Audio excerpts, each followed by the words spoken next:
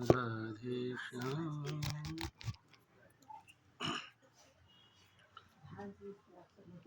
ओम विष्णवे नमः, ओम विष्णवे नमः, ओम विष्णवे नमः। ओम श्री गणेशाय नमः, श्री हनुमते नमः, श्री सद्गुरु चरण कमलेभ्यो नमः, श्री सीतारामाभ्यां नमः।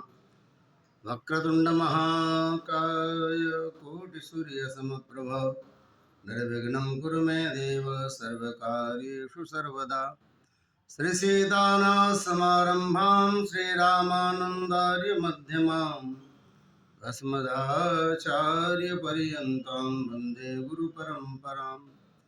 वाञ्छाकल्पतरुभ्यश्च कृपा सिन्धुभ्यैव च पतितानां पावनेभ्यो वैष्णवेभ्यो नमो नमः।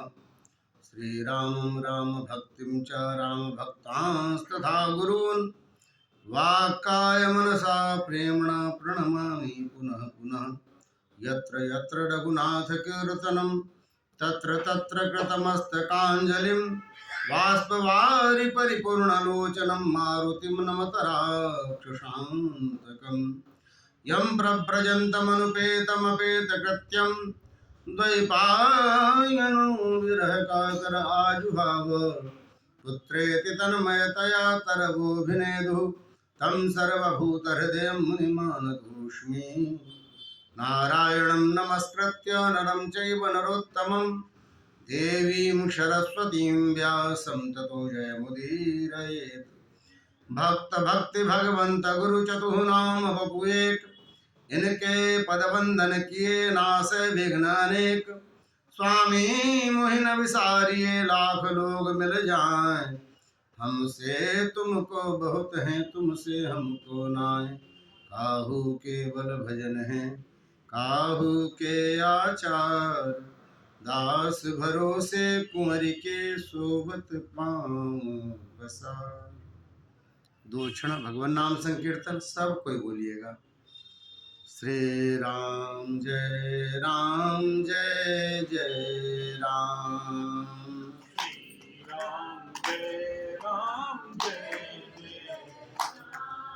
श्री राम जय जय राम।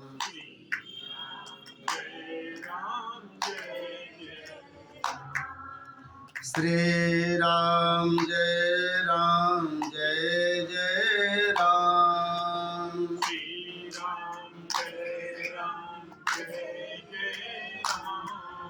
श्री राम जय जय राम। श्री राम जय जय राम।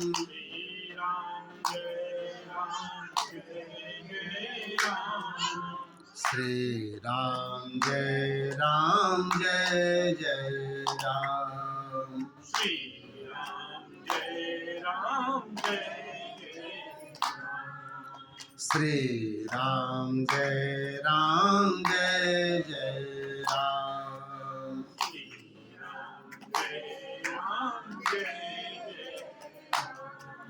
श्री राम जय जय राम।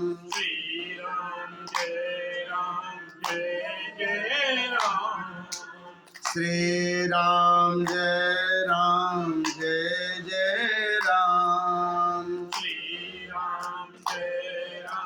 जय जय राम। श्री राम जय जय राम।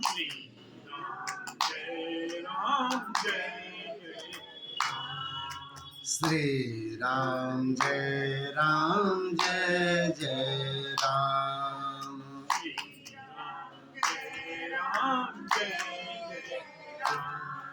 बोलिए श्री सीताराम नाम महाराज की, श्री बांके बिहारी लाल की, श्री किशोरी जी की, श्री हनुमान जी महाराज की, श्री सद्गुरुदेव भगवान की, सर्व संत भक्त वैष्णवन की, गंगा मैया की, गैया मैया की, गिरिराज महाराज की, श्रीमद् भागवत महापुराण की, श्रीमद् भागवत सप्ताह ज्ञान यज्ञ की, श्री व्यास जी महाराज की, श्री सुखदेव जी महाराज की, श्री परीक्षित जी महाराज की, आज के आनंद की। जय जय श्री राधे, जय जय श्री राधे, जय जय श्री राधे।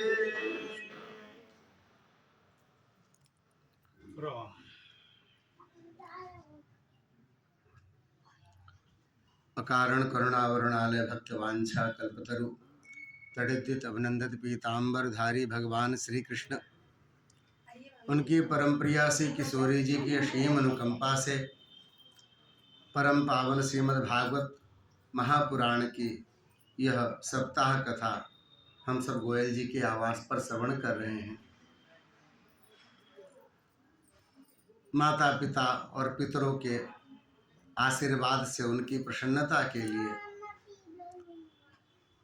अपने इष्टदेव के अनुग्रह से, कुलदेवी की कृपा से यह परम पावन सप्ताह व्यापी कथा, जो कहते हैं कलयुग के लिए सर्वश्रेष्ठ मुक्ति का मार्ग है, वह हम सब सुन पा रहे हैं और कह पा रहे हैं। आज इस क्रम में तृतीय दिवस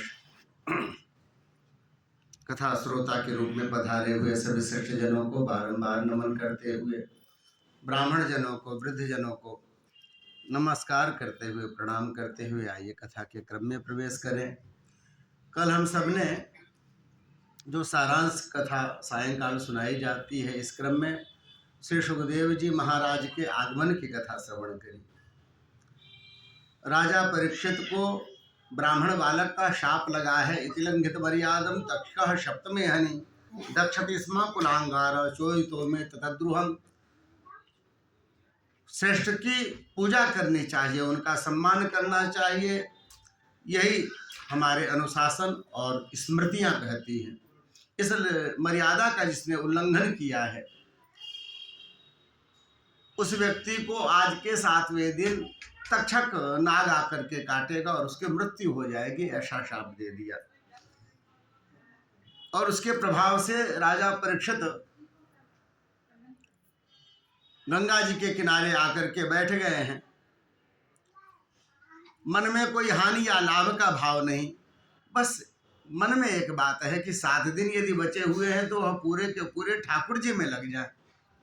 वह प्रत्येक क्षण और यह प्रत्येक दिन हमारा ठाकुर जी के स्मरण में, उनके चिंतन में, उनकी कथा में, उनके दिव्य शरणागत वत्सलता, भक्त वत्सलता, इन सब स्वभावों का स्मरण करते हुए हमारा यह दिन बीते। और कहते हैं कि भगवान जहाँ चाह होती है वहाँ राह होती। भगवान ने श्री सुखदेव जी को भेजा है। हमारे वृंदावन में कहते हैं कि भगवान स्वयं सुखदेव जी बन करके आए। तत्रा भगवत भगवान व्यासपुत्र, वैयाकरण के हिसाब से इसका अर्थ करेंगे तो भगवान व्यास के पुत्र सुखदेव आए। और जो रसिक प्रेमी है वो जब कथा कहते हैं तो कहते हैं भैया भगवान ने सोचा कि मेरा भक्त है, इसके कल्याण का उपाय भी मुझे ही करना पड़ेगा, हम सुखदेव जी को कहाँ खोजने जाएं, पता नहीं कहाँ वन में जाके बैठे होंगे। तो बोले तब भगवान स्वयं जो है वहां पर सुखदेव जी बन करके आए हैं। तम दृष्टवर्षम सुकुमार पादर करो रुबावंश कपोल गात्रम। महाराज जैसे ठाकुर जी का वर्णन वैसे हमारे सुखदेव जी का वर्णन। आप जिसका ध्यान करते हैं, जिसके विषय में चिंतन करते हैं, जिसको सदा सोचते रहते हैं, वह स्वरूप में आपके आने लग जाता है। सुखदेव जी निरंतर श्री किशोरी जी को सोचते रहते, निरंतर श्री किशोरी जी को। ऐसे हमारे ठाकुर जी भी निरंतर श्री किशोरी जी का ध्यान करते हैं। वैसा ही स्वरूप, वैसा ही लावण्य, वैसा ही सब सुष्ठु, वैसा ही दिखता है, वैसे ही भ्रुवा, वैसे ही बड़ी विशाल सुंदर आंखें, वैसे ही सुंदर सुख जैसी उनकी नाशिका, वैसे ही अधरोष्ट उपरोष्ट, वैसे ही चिबुक महाराज, वैसे ही दोनों कपोल, सुकुमार पाद, ऐसे सुकुमार है, कोमल है। बोले महाराज 16 वर्ष कह दिया होता, है भी 16 वर्ष के, दृष्ट वर्षम क्यों कहा? बोले बड़ी कोमलता है महाराज, 16 वर्ष में तो धीरे धीरे व्यक्ति सांसारिक होने लग जाता है, संसार के भाव हृदय में आने लग जाते हैं। ये कैसे? बोले बिल्कुल बालकों जैसे हैं। तुम ज्येष्ठ वर्ष 8 वर्ष ऐसा कहा, बिल्कुल 8 वर्ष के बालक जैसी कोमलता है, वैसा ही स्वरूप, वैसा ही सोच, वैसा ही स्नेह। और सुखदेव जी को आसन पर पधराया, माला पहनाई, बारंबार चरण धोले, चरणामृत स्वयं लिया और सब पे छिड़का है, सबको बंटवाया, स्वयं चरणों में हाथ जोड़ करके बैठ गए। बोले महाराज, मेरे जैसा वर्ण धर्मा मनुष्य जिसकी 7 दिनों में मृत्यु होनी है, उसे क्या पढ़ना चाहिए, क्या लिखना चाहिए, क्या जपना चाहिए, क्या पाठ करना चाहिए, ऐसा क्या करें जिससे भगवान में मन लग जाए, निरंतर उन्हीं का स्मरण हो। और द्वितीय स्कंद से उन्होंने कहना शुरू किया है, वरीयाने सते प्रश्न कितो लोकहितम नृप। संस्कृत में कहते हैं वरीयान वरीयांसो वरीयांस, श्रेष्ठतम प्रश्न है तुम्हारा। यह श्रेष्ठतम प्रश्न है इसलिए क्योंकि आपने जो प्रश्न पूछा है वह स्वकीय स्वार्थ जैसा दिख रहा है, पर यह पूरे संसार का कल्याण करेगा। जब इसके उत्तर में मैं जो कुछ कहूंगा यह पूरा संसार जो है सुनेगा और सबका कल्याण होगा। आत्मविद सम्मतः पुंसाम श्रोतव्यादु स्युः परः। देखो राजन, यह जो संसार का स्वरूप है ना, इनके लिए यदि कुछ निश्चित किया जाए, हम सबके जीवन में घटना होगी। आप कहीं तो 99% अपनी समस्याओं को बताया, उसके बदले में पंडित जी ने, गुरु जी ने, संत महात्मा ने उन्होंने कुछ नियम बता दिए। महाराज कुछ दिन तो चलता, उसके बाद शिथिल हो जाता, नहीं चल पाता। कुछ भी पाठ दे दें, यदि कह दें कि भैया 108 हनुमान चालीसा भी पढ़ लो, तो बाद में धीरे धीरे वो भी शिथिल हो जाता है। जो सरलता से हो सकता है, जो चलते उठते खाते पीते बोल सकते हैं, पढ़ सकते हैं, 1.5 मिनट या 2 मिनट में पूरा होता है, फिर भी वह भी धीरे धीरे शिथिल हो जाता है। एक नियम में नहीं रह पाते हम सब। श्री सुखदेव जी यही कह रहे हैं कि हम सबका जीवन ऐसा ही है कि महाराज संसार के जीव का स्वरूप है, यदि उसे 100 वर्ष की आयु मिली हुई है तो 50 वर्ष तो वह केवल सोने में और खाने में निकाल देता है। जो 50 वर्ष बीते उसमें से 25 वर्ष खेलने में, पढ़ने में निकल जाते हैं। जो बाकी के 25 हैं, 25 से लेके 50 वाला, वो तो ऐसी आपाधापी मस्ती है कमाने की कि महाराज कहाँ कौन भजन कर पाता है, कौन पूजन कर पाता है, कौन ध्यान कर पाता है। सबका जीवन ऐसे ही जाता है जी। रात बिताई सोय के, दिवस बितायो खाए, हीरा जन्म अमोल था, कौड़ी बदले जाए। ये शरीर ऐसा ही है और शरीर का स्वरूप ऐसा ही है। यदि जब तक हमें सत्संग नहीं मिलता, साधु का संत नहीं मिलता, साधु का संग नहीं मिलता महाराज, जब तक सदगुरु की कृपा नहीं बनती है, तो हम तो पशुओं जैसा जीते हैं। जैसे बैल है ना, वो सोचता है मैं हूं तो इस किसान का घर चल रहा है, यदि मैं हट जाऊं तो पता नहीं इसका भगवान ही मालिक है। फिर ऐसा ही गधा भी सोचता है जो धोबी के पास रहता है, मेरी ही कमाई से ये सब चल रहे हैं, ये सब बने पड़े हैं। वही हाल हम सबका है। हम सोचते हैं यदि हम हल्के पड़ गए तो घर का क्या होगा। ये इतना बड़ा परिवार, इतनी बड़ी परिसंपत्तियां, तो इन सब को लेकर के चिंतित हम ऐसे रहते हैं कि महाराज हमारा क्षण धीरे धीरे करीब आता चला जाता है, साल बीतते चले जाते हैं। आप ये मान लो ना कि आज 2026 का आज कुल 21 तारीख है। यह जो 21 तारीख का आधा दिन गुजर गया ना, अब दोबारा नहीं मिलना। ये तो गया, अच्छा गया, सोते गया, कारोबार करते गया, बातचीत करते गया, भोजन की मेनू तलाशते गया, लेकिन गया जी। इतने तो गए ठाकुर, और अपने ही इस बहुमूल्य जीवन में से गए। क्यों? उसके बाद तो आप कितना भी ठाकुर जी से मांग लो, 1 सेकंड किसी को तो मिलता थोड़े ही ना। जितना गिन के आया है श्वास से उतनी ही तो मिलती, और हम सहज रूप से ऐसे बिता लेते हैं, ऐसे बिता लेते हैं। संसार का यही दृष्टिकोण है, रहने का यही तरीका सब समझने लग जाते हैं। जब तक संत के चरणों में न बैठें, जब तक सदगुरु के चरणों में न बैठें, जब तक आप किसी ऐसे माहौल में ना रहें जहां आप चाहे चाहे ना चाहो आपको ठाकुर जी की आरती देखने को मिले, चाहे चाहे ना चाहो अपने आप सबके साथ बैठ करके कीर्तन हो जाए। ऐसा तो वृंदावन में हो पाता है जी, ऐसा अयोध्या में हो पाता है। ऐसे लोगों की समितियां ही बनती है कि जो जाके चलो भैया सरयू जी नहाने चले, चलो भैया हनुमानगढ़ी दर्शन करने चलते हैं, चलो आज कनक बिहारी को देखेंगे। शाम का नियम, जैसे वृंदावन वाले रोज बांके बिहारी को निहारते हैं, तो बड़ी भीड़ हो गई जी, बड़े धक्के लगते हैं। लेकिन नियम है तो नियम है प्रतिदिन दर्शन करने के, तो वो सब अपना क्या है, सब काम करते हुए पर अपने कुछ नियम भी नित्य के हैं जो निभ जाते हैं। ठाकुर को निहारने का, ठाकुर को देखने का, ठाकुर को महाराज ठाकुर का चिंतन करने का, तो ये सब कुछ न कुछ तो बन जाते हैं। बाकी जा तो रहा ही है, जो तारीख निकल रही है महाराज वह फिर लौट करके नहीं आएगी। बहुत गई थोड़ी रही, थोड़ी भी अब जाए महाराज, इसका कोई ठिकाना नहीं है। इसलिए जीव के लिए भी आप कुछ निश्चित कर दें, ऐसा करो, इतना तिल, इतना जौ, इतना घी, और इस तरह के होम इस अवस्था में और इस समय में आप करेंगे, तब जाके आपके जीवन में सहजता आने लग जाएगी, भगवान में मन लगने लग जाएगा। कठिन है। देखो राजन, सरल उपाय बताते हैं जो कलयुग का जीव कर सके। श्रीमद् भागवत को समझना हो तो महाराज आप यह समझिए कि हमारे लिए है ये कलयुग के जीवों की कुंजी है। इसी से जो है यह ताला जो अपने यह जीवन का है, जो हम सहज पशुओं की तरह बिता रहे हैं, इसका यह चाबी है जो बताता है कि हम क्या हैं, हमारी स्थिति क्या है। हम यदि केवल खाने पीने सोने और बालक उत्पन्न करने के लिए हुए थे, फिर हमें यह मनुष्य शरीर क्यों मिला? तो बताने की कुंजी है।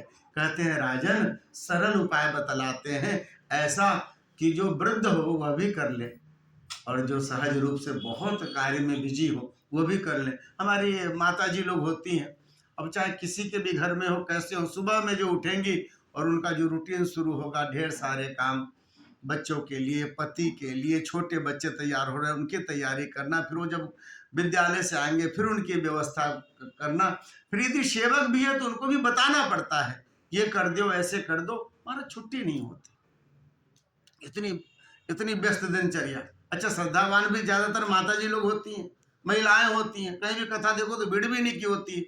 इतनी व्यस्तता में से फिर भी कुछ समय निकाल करके थोड़ा बहुत कुछ कर पाती हैं। बड़ा व्यस्त जीवन है।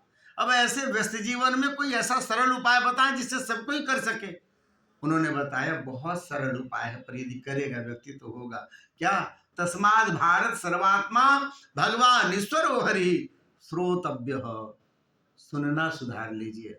कीर्तितव्यश्च, जब आपको स्मरण आ जाए तो भगवान का नाम जिह्वा से ले, कृष्ण कृष्ण, राधे राधे, जय श्री कृष्ण, जय श्री राम, जो भी अभ्यास हो महाराज, उस भगवान का जो नाम है, जो सकल कलमश का नाशनी है, कलयुग के कलमश का नाशनी है, उस नाम को जिह्वा से लेने का अभ्यास करें। आप जिस परिस्थिति में हो, सोते उठते बैठते बात करते हंसते, महाराज घर के काम करते हुए, झाड़ू लगाते हुए, रोटी बनाते हुए, आटा सानते हुए, जिस अवस्था में भी चाहे, सरल है। सुलभा भगवान नाम, और जिह्वा भी करीब करीब हमारे लगता है सबकी जिह्वा अपने ही बस में होगी, दूसरों के हिसाब से तो नहीं चलती होगी। तो जिह्वा स्वस वर्तनी, सरल है, सुनना सुधार लीजिए, जिह्वा को सुधार लीजिए। और कहते हैं महाराज, श्रोतव्य कीर्तितव्यश्च स्मर्तव्यश्च चिताभयम, उसी भगवान के दिव्य लीलाओं का स्मरण करें। हमारा जो है ना मन है, मन का स्वभाव होता है कि ज्यादातर हम ऐसे विषयों का चिंतन करते हैं जिससे हमारा मन उद्वेलित हो जाता है, ऐसे विषयों का। क्यों भाई? मन का जो है सो मूल स्वरूप है चंद्रमा, मन के जो देवता है वो चंद्रमा है, और चंद्रमा समुद्र से प्रकट हुए हैं, जो जहां से प्रकट हुआ रहता अपना स्वभाव रखता है। जल का स्वभाव होता है सदा नीचे की तरफ जाना, इसलिए मन जो है, अक्सर आप ऐसी बातों को सोचते हो जिससे कोई मतलब ही नहीं, जो बीत चुका है, जिसको अब जो है न सुधारा जा सकता है, न ठीक किया जा सकता, वैसी बातों का चिंतन करके हम उद्वेलित होते रहते हैं। अब कुछ तो बहुत ज्यादा चिंतन करते, उन्हें तो शाम को नपवाना पड़ता, जरा ब्लड प्रेशर देखो तो। ऐसे ही ऐसे ही बस। तो जैसे ऐसे ही हो, आप कुछ भी चिंतन करके दुखी होते हो, वैसे ही ठाकुर जी का चिंतन करके सुखी हो लेते हो। बैठे बैठे जहां बैठे वहीं बैठे बैठे वृंदावन घूम के आ, जहां बैठे बैठे वहीं से गोवर्धन की परिक्रमा शुरू करें। जिस अवस्था में हो जहां है, महाराज फिर से कहते हैं कलयुग में मन से किए हुए पुण्य जो है सो लागू है। आप बैठे बैठे यदि कुछ भी इस तरह का चिंतन करते हैं, उसका पुण्य आपके जीवन में जमा होता रहता है। चिंतन का बड़ा प्रभाव पड़ता है अपने जीवन पर, तो वो आपके जमा होता जाता है जहां बैठो। अचानक यदि आपको यह स्मरण आ जाए कि कथा में ऐसा सुने थे, तो मन ही मन तो एक बार गंगा जी डुबुक्की लगा के चले आए, एक बार दशाश्वमेध घाट पे लगा लिया, एक बार पंचगंगा घाट पे लगा लिया, एक बार तुलसी घाट पे लगा लिया। इस तरह से मन ही मन कर सकते हैं। जब मन से चिंता किया जा सकता है, तो चिंतन भी किया जा सकता है।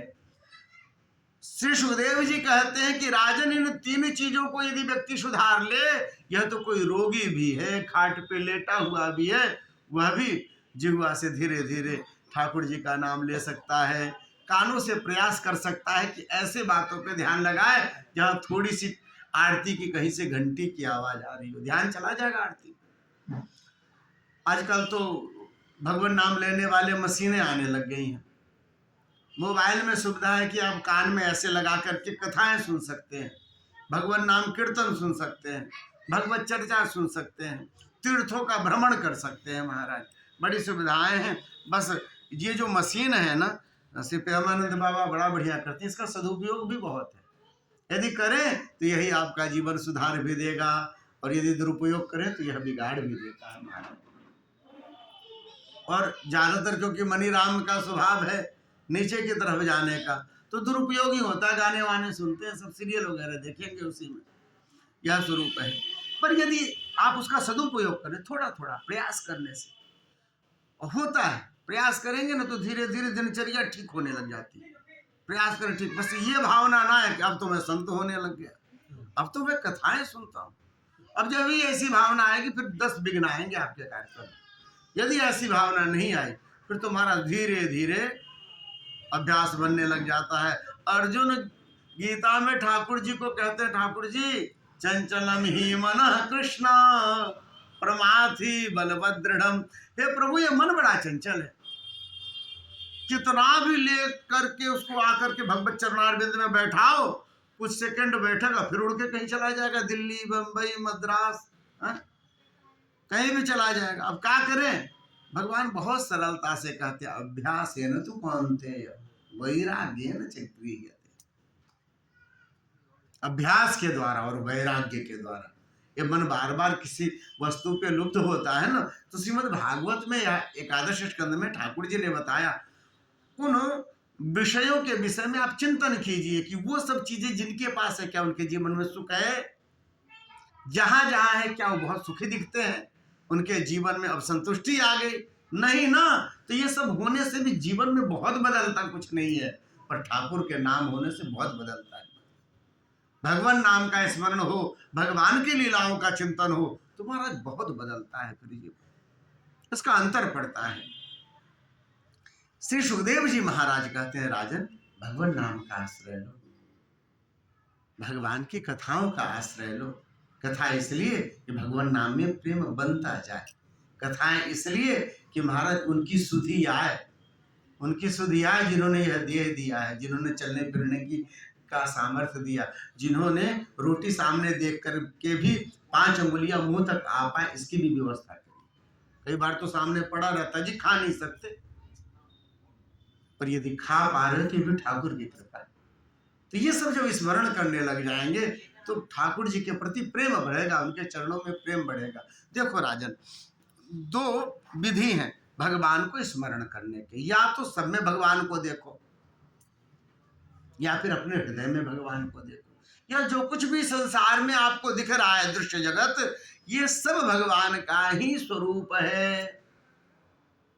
ये स्थूल जो भी दिख रहा है, पहाड़ हो, झरने हो, देश देशांतर है, आकाश है, तारे हैं, सूर्य है, चंद्रमा है, ये जो कुछ भी दिखता है वह सब परमात्मा का ही स्वरूप है। इसके उपादान कारण परमात्मा ही है, उन्हीं से ही निर्माण हुआ है सब कुछ। ये जो कुछ भी दिखता है सब परमात्मा है। भगवान के पूरे स्वरूप में 14 भुवन है, यहाँ पर श्री सुखदेव जी बता रहे हैं। हम सब नाभि के पास हैं। भुवर लोक क्या है? यह नाभि के पास है। इससे नीचे अतल, वितल, सुतल, तलातल आदि जो 7 तल है वो नीचे हैं, और इसके ऊपर भूर जहां हम लोग हैं, फिर भूर, भुआ, स्व, मह, जन, तपः, सत्यम, ये जो 7 है ये ऊपर है। कुल 14 भुवन भगवान के स्वरूप में ही अवस्थित है।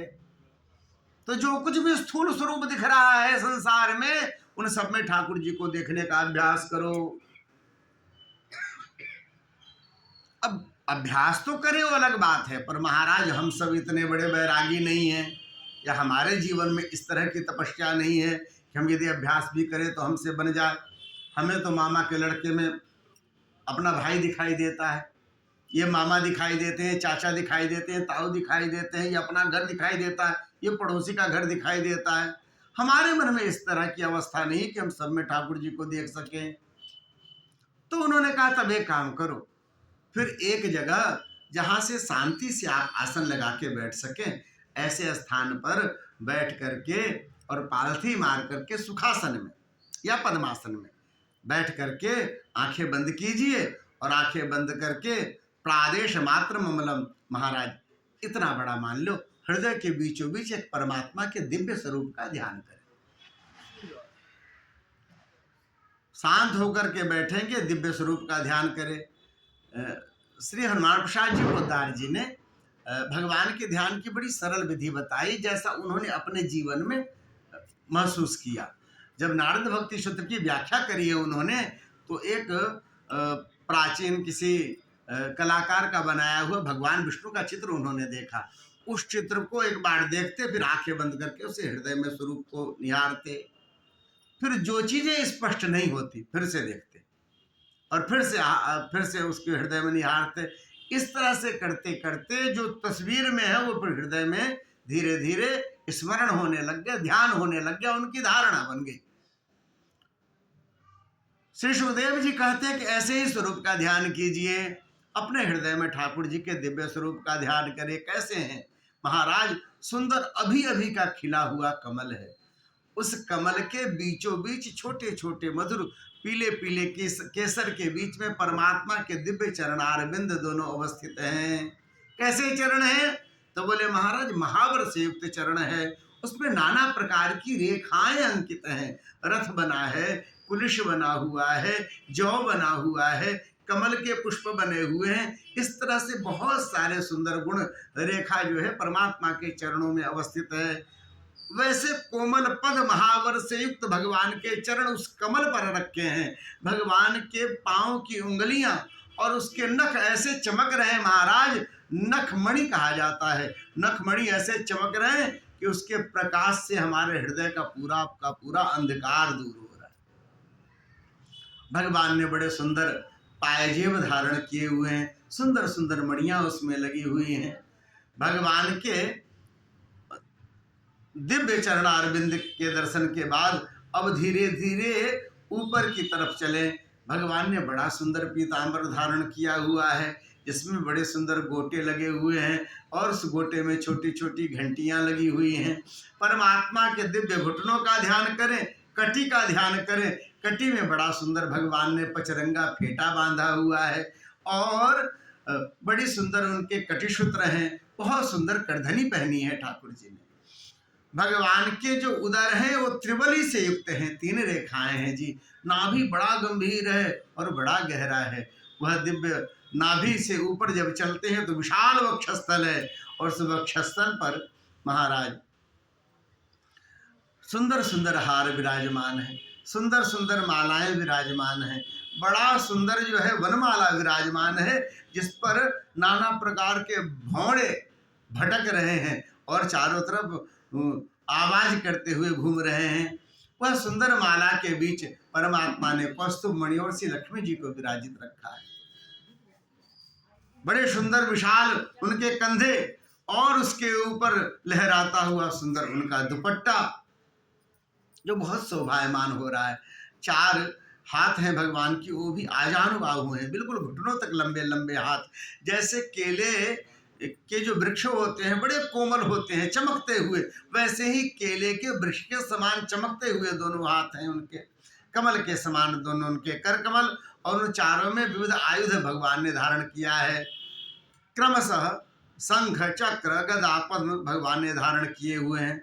अंगुलियों में सुंदर सुंदर अंगूठियां धारण की है, बाजूबंद धारण किए हुए हैं, बहुत सुंदर आभूषण आदि से सजे हुए उनके सुंदर कर कमल और बाहें, सुंदर स्कंध, और स्कंध के ऊपर महाराज बड़ी सुंदर सी ग्रीवा सुराही की तरह है, उसके ऊपर चिबुक चुबक के ऊपर बड़ी सुंदर सी हीरा, और परमात्मा के दोनों कपोल लालिमा लिए हुए हैं, अधरोष्ठ और उपरोष्ठ।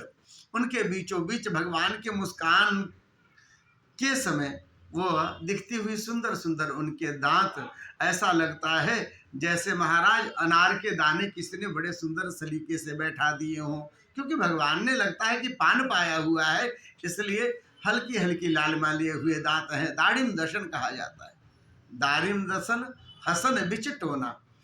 भगवान की सुंदर नासिका बिल्कुल सुख जैसी, बड़े बड़े कमल के समान उनके सुंदर नेत्र हैं, और कजरारे नेत्र हैं जी, सुंदर दोनों भ्रुव धनुष की तरह, उसके बीच में बड़ा सुंदर सा जो है सो तिलक, खौर, और फिर बहुत घुंघराली अलके जो हवा के प्रभाव से कभी कभी चेहरे पे आ जाती है, परमात्मा उसे संवार करके पीछे करते हैं तो ऐसा लगता है जैसे बादलों के बीच से चंद्रमा निकल आया। बड़ा सुंदर क्रीट, मुकुट, कुंडल, तेज किरण धारण किया हुआ है परमात्मा ने, और मंद मंद मुस्कुरा रहे हैं। ऐसे दिव्य स्वरूप का अपने हृदय में ध्यान करते हुए अपने गुरु के द्वारा प्रदत्त मंत्र का जाप करना चाहिए।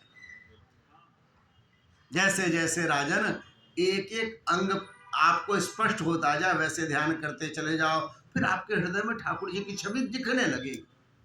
अभ्यास ऐसा बनेगा कि फिर आपको बाहर की दुनिया अच्छी नहीं लगेगी, फिर ठाकुर का वह स्वरूप, वह श्रृंगार, और कहते हैं कि वह जो दिव्य जप है अपने गुरु के द्वारा प्रदत्त, फिर उसमें आपका मन लगने लग जाएगा। प्रसन्न वक्त्रम न निनायते क्षणम कदम्ब किंजल कपि संगवासम लसन महारत्न हिरण्मयांगदम स्फुरण महारत्न किरीट कुंडलम उन्निद्यहत पंकज कर्णिकालय देवेश्वरा स्थापित पाद पल्लवम। ऐसे दिव्य स्वरूप का ध्यान करो राजन, और ऐसे स्वरूप का ध्यान करते हुए जप करना चाहिए। देखो राजा, जीवन में जैसी आपकी कामनाएं बन रही हैं कि आपको भगवत चरणारविंद की प्राप्ति करनी, इसके अलावा भी संसारिक लोगों की बहुत सारी कामनाएं होती हैं। अकामनाएं होनी भी खराब नहीं है, क्योंकि यह शरीर ही ऐसा है। रजोधिका कर्म परा दुखे च सुखमानिना, यह हमारा जो स्वरूप है, यह शरीर है, यह राजसी स्वरूप है। ये जो और इस राजस स्वरूप के कारण हमारे मन में सदा उन्नति की इच्छा होती रहती, ये भी हो जाए, ये भी हो जाए, ये भी हो जाए, ये भी हो जाए। तो यदि ऐसी कामना है तो देवताओं की नियुक्ति है। सौभाग्य की कामना हो तो गौरी जी का आप जो है सो पूजन करें। यदि आपके मन में दीर्घायु की कामना है, भगवान शिव का पूजन कीजिए। बहुत सारा धन चाहिए तो कुबेर का पूजन कीजिए। आपको यदि अपनी वंश परंपरा को आगे बनाना है तो पितरों को प्रसन्न रखें, पितरों का पूजा करें। इस तरह से सुखदेव जी ने सबके निमित्त बताया है। अंतिम में कहते हैं राजन, आप यदि किसी कामना से करो या निष्काम भाव से करो, अकाम सर्व कामो वा मोक्ष काम उदारधी तीव्रेण भक्ति योगेन, निष्काम भाव से करे या सकाम भाव से करे, सही पूछो तो पूजन करने के योग्य तो हमारे ठाकुर ही हैं। हमारे ठाकुर ही हैं, क्योंकि ये जितने मंत्रालय बताए सब उन्हीं के अधीन है। तो बहुत कुछ मांगने के चक्कर में ऐसा न कि आयु बस मांगते ही में बीत जाए, और फिर जो है महाराज जब बीत जाता है तो चाहने पर भी वापस नहीं लौटता। इसलिए सकाम भाव से हो या निष्काम भाव से हो, हमारे ठाकुर का ही ध्यान करना चाहिए, पूजन करना चाहिए, स्मरण करना चाहिए। और मांगे बिना भी न माने तो फिर मांग भी लेना चाहिए, अपने ही ठाकुर से मांग लो, काहे संसार भर से मांगना। बाकी देवी देवता का पूजन का विधान अपने यहाँ शास्त्रों में बताया है। हमारे यहाँ कोई पूजा करते हैं तो पंचदेव की उसमें जो है सुनियुक्ति होती है, पंचदेव को बुलाया जाता है और उसके बाद फिर पूजन का क्रम शुरू करते हैं। तो ये उपासना का क्रम है, खराब नहीं यदि आप करते हैं, पर बहुत बुद्धिमानी नहीं कही गई है। यह बताया गया है कि आप जो है यदि बहुत सारे देवी देवताओं को मानते हैं और आपकी बुद्धि ऐसे ही भटकती रहती, इनका पूजा करेंगे तो ज़्यादा लाभ होगा। बाबा बागेश्वर नहीं आए थे तो लोग इधर उधर जाते भी थे, बाबा बागेश्वर आ गए तो फिर वहां भीड़ लगने लग गई। अभी फिर कोई नए वाले आए तो फिर उनके यहाँ भीड़ लगने लग जाएगी। बात ये है भीड़ क्यों है, भक्त है सब, भगवान के बड़े प्रेमी है नहीं। बाबा टोटका बताते हैं, उपाय बताते हैं, कुछ न कुछ, पता नहीं कौन सा लग जाए, कहीं वो बिलपत्र में शहद वाली लग जाए, कोई अक्षत वाली लग जाए, कोई प्रयोग हो, कुछ न कुछ लग जाए, फिर हमारे पास भी वह सब आए जैसा हम चाहते हैं, हमारी मनोती। महाराज मनोती कहाँ पूरी होती है, एक पूरी होती तो 1000 खड़े हो जाते हैं। इसीलिए कहते हैं अकाम सर्व कामवा मोक्ष काम उदारधी तीव्रेण भक्ति योगे न यजेत पुरुषम परम। उस महापुरुष परमात्मा का ही कीर्तन और भजन करना चाहिए। 2 क्षण कीर्तन कर लें। श्री कृष्ण गोविंद हरे मुरारे, हे नाथ नारायण वासुदेव। श्री कृष्ण गोविंद हरे मुरारे, हे नाथ नारायण वासुदेव। श्री कृष्ण गोविंद हरे मुरारे, हे नाथ नारायण वासुदेव। श्री कृष्ण गोविंद हरे मुरारे, हे नाथ नारायण वासुदेव। बोलिए भक्तवत्सल भगवान की। श्री सुखदेव जी महाराज को ध्यान आया कि हमने कथा तो शुरू कर दी, पर अभी मंगलाचरण नहीं किया। 7 दिनों का कार्यक्रम है और निर्विघ्नता पूर्वक हो जाए ठीक, इसलिए मंगलाचरण तो करना ही चाहिए। स्मरण आया है, परमहंस है, कथा तो शुरू कर दी थी, अब उन्होंने मंगलाचरण शुरू किया। कहते हैं कि परब्रह्म परमात्मा के दिव्य स्वरूप को, साकार स्वरूप को हम बारंबार प्रणाम करते हैं। वह परमात्मा जिसके नाम को कैसा भी जीव किसी भी अवस्था में कहीं भी लेता हो और उसका जीवन पवित्र हो जाता है। मैं ऐसे परब्रह्म परमात्मा के चरणों में बारंबार नमन करता हूँ। मैं ऐसे ठाकुर जी के चरणों में बारंबार प्रणाम करता हूँ जिनके नाम का श्रवण, जिनके नाम का स्मरण, जिनके नाम का गायन तीनों कालों को परम पवित्र कर देता है। मैं उनके चरणों में बारंबार नमन करता हूँ। किरात हूणांध्र पुलिंद पुलकसा आभीर कंका यवना खसादय एन्ने च पापा यदुपाश्रयाश्रया शुद्ध्यन्ति तस्मै प्रभ विष्णवे नमः। महाराज भगवान के नाम का, भगवान के ध्यान का, भगवद कीर्तन का यह प्रभाव है कि महाराज उसके प्रभाव की तो आप यह बात छोड़ दीजिए, जो भजन करने वाले हैं, कीर्तन करने वाले हैं, उनकी सेवा में रहने वाले सेवक भी, उनकी सेवा का यह फल है कि उनके चरणों की धूल, किनकी, कीर्तन करने वाले की नहीं, उनकी सेवा में रहने वाले सेवक के चरणों के धूल में ऐसी शक्ति आ जाती है कि महान पापी जीव हो, जिसने जीवन में कभी भगवान नाम न सुना हो, जिसने कभी भगवत दर्शन न किए हो, जिसके मुक्ति का कोई उपाय न हो, उनके भी यदि माथे पर वह धूल पड़ जाती है तो उनका जीवन पवित्र हो जाता है। ऐसे भगवान के चरणों का हम सब बारंबार स्मरण करते हैं। यहाँ श्री परीक्षित जी महाराज ने प्रश्न पूछा है कि महाराज यह सृष्टि कैसे प्रकट हुई। श्री सुखदेव जी कहते हैं, देखो राजन, भगवान नारायण के अतिरिक्त कुछ भी नहीं था। उनके मन में इच्छा हुई, एको हम बहुश्याम, नाभि कमल से ब्रह्मा जी प्रकट हुए, चारों तरफ ढूंढ लिया, कुछ भी नहीं है जल के अलावा। फिर से नाल में प्रवेश कर गए, जाकर के बहुत दिनों तक ढूंढते रहे, कुछ भी नहीं मिला। मैं कौन हूँ, मैं कहाँ से आया हूँ, मुझे प्रकट करने वाला कौन है। जब बहुत चिंतित हुए, सब करके हार गए हैं, फिर उन्होंने मन ही मन कहा, कौन है वह देवता जिसने मुझे प्रकट किया है। 2 अक्षर सुनाई दिए जी, त और प। तप भाव था कि ब्रह्मा जी तप करो, बिना तप के प्रयास से सब कुछ नहीं मिल जाता। फिर उन्होंने तपस्या करी है और अखंड तपस्या करी। तपस्या का प्रभाव परमात्मा का दर्शन हुआ। नील सरोरुह नील मणि नील नीरधर श्याम, परमात्मा प्रकट हुए चतुर्भुज सरकार। सामने जब देखा ठाकुर को तो देखते रह गए। ठाकुर जी कहते हैं, आप मेरे नाभि कमल से प्रकट भय हो और मैंने संसार की सृष्टि के लिए आपको प्रकट किया है। ब्रह्मा जी ने बड़ी सुंदर स्तुति करी है कि हे प्रभु, आपने बड़ी कृपा की कि हमें दर्शन दिया। आपने बड़ी कृपा की कि प्रभु अपना सत्संग हमें दिया है, अपना संग दिया है।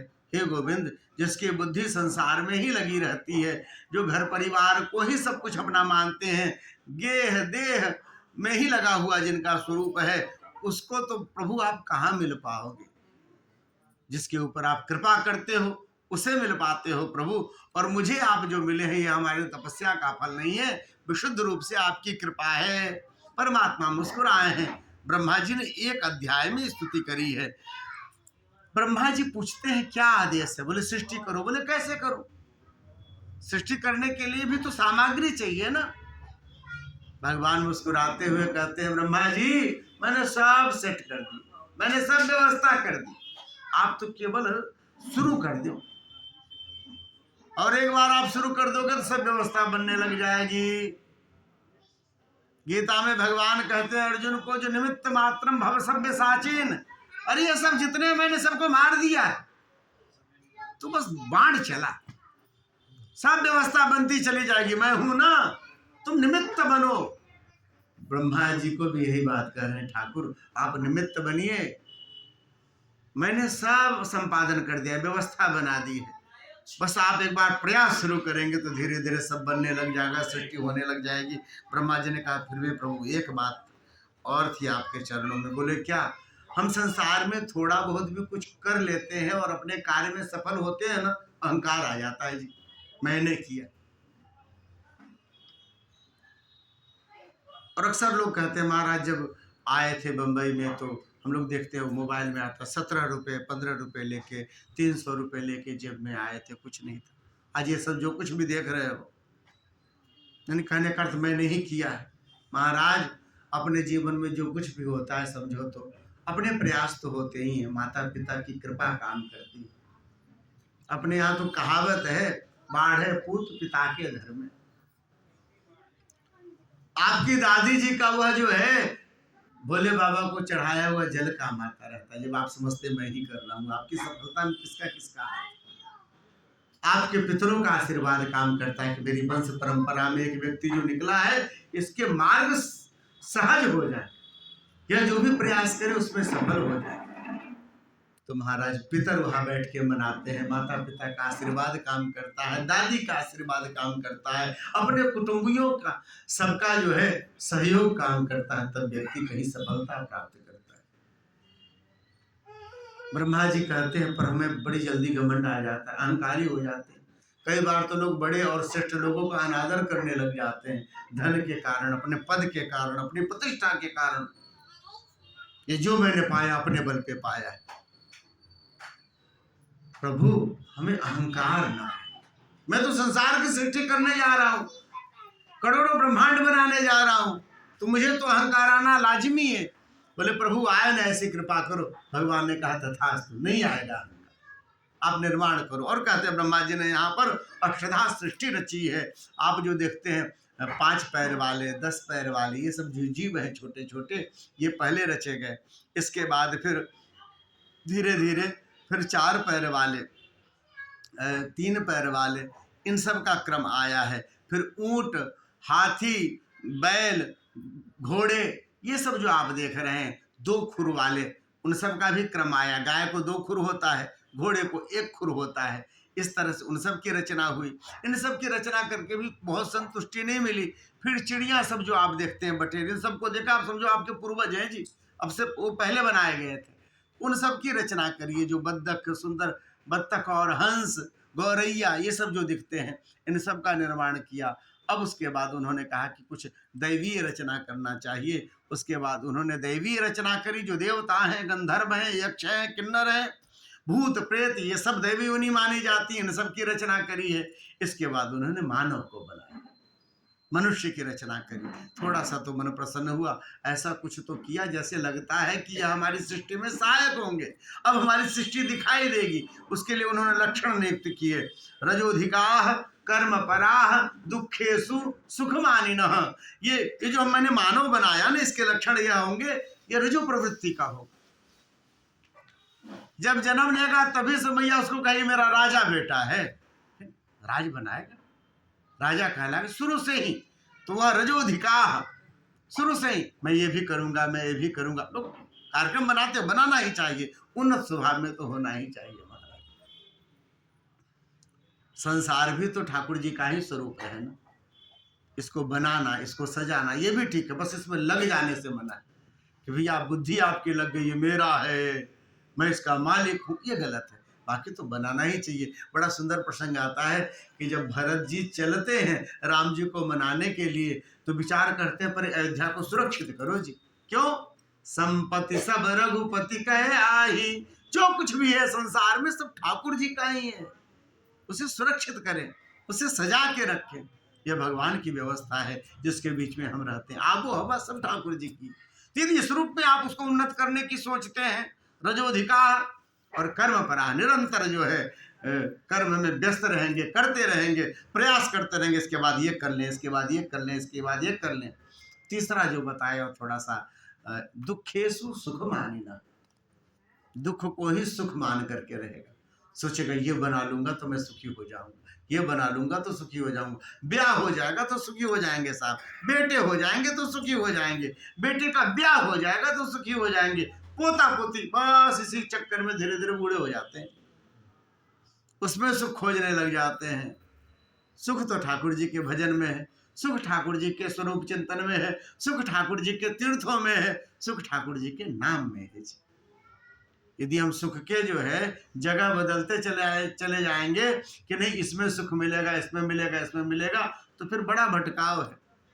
कितना भी आपको प्रिय हो और जिसके लिए आप साल भर प्रयास करते हैं, और साल भर के बाद कैसे जाके वह आपका प्रिय मिल जाता है, वो सामग्री मिल जाती है, वो सब चीज़ें मिल जाती है, और वह 1 महीने के लिए, 1 महीने बाद उससे भी मन हट जाता है। कहाँ तो हम इतने प्रयास कर रहे थे, ये हो जाता तो हम सुखी हो जाते, और फिर क्या हुआ, मिला तो फिर थोड़े दिन उस पर से भी मन हट गया। ये तो अपने ठाकुर जी ही हैं कि आप बचपन में भी जाते थे तो बांके बिहारी अच्छे लगते थे, अब अभी भी जाते हैं तो भी बांके बिहारी अच्छे ही लगते हैं, मीठे ही लगते हैं, बड़े प्यारे लगते हैं। अभी भी गोवर्धन जी की परिक्रमा करो तो मन ही लगता है, अच्छा लगता है।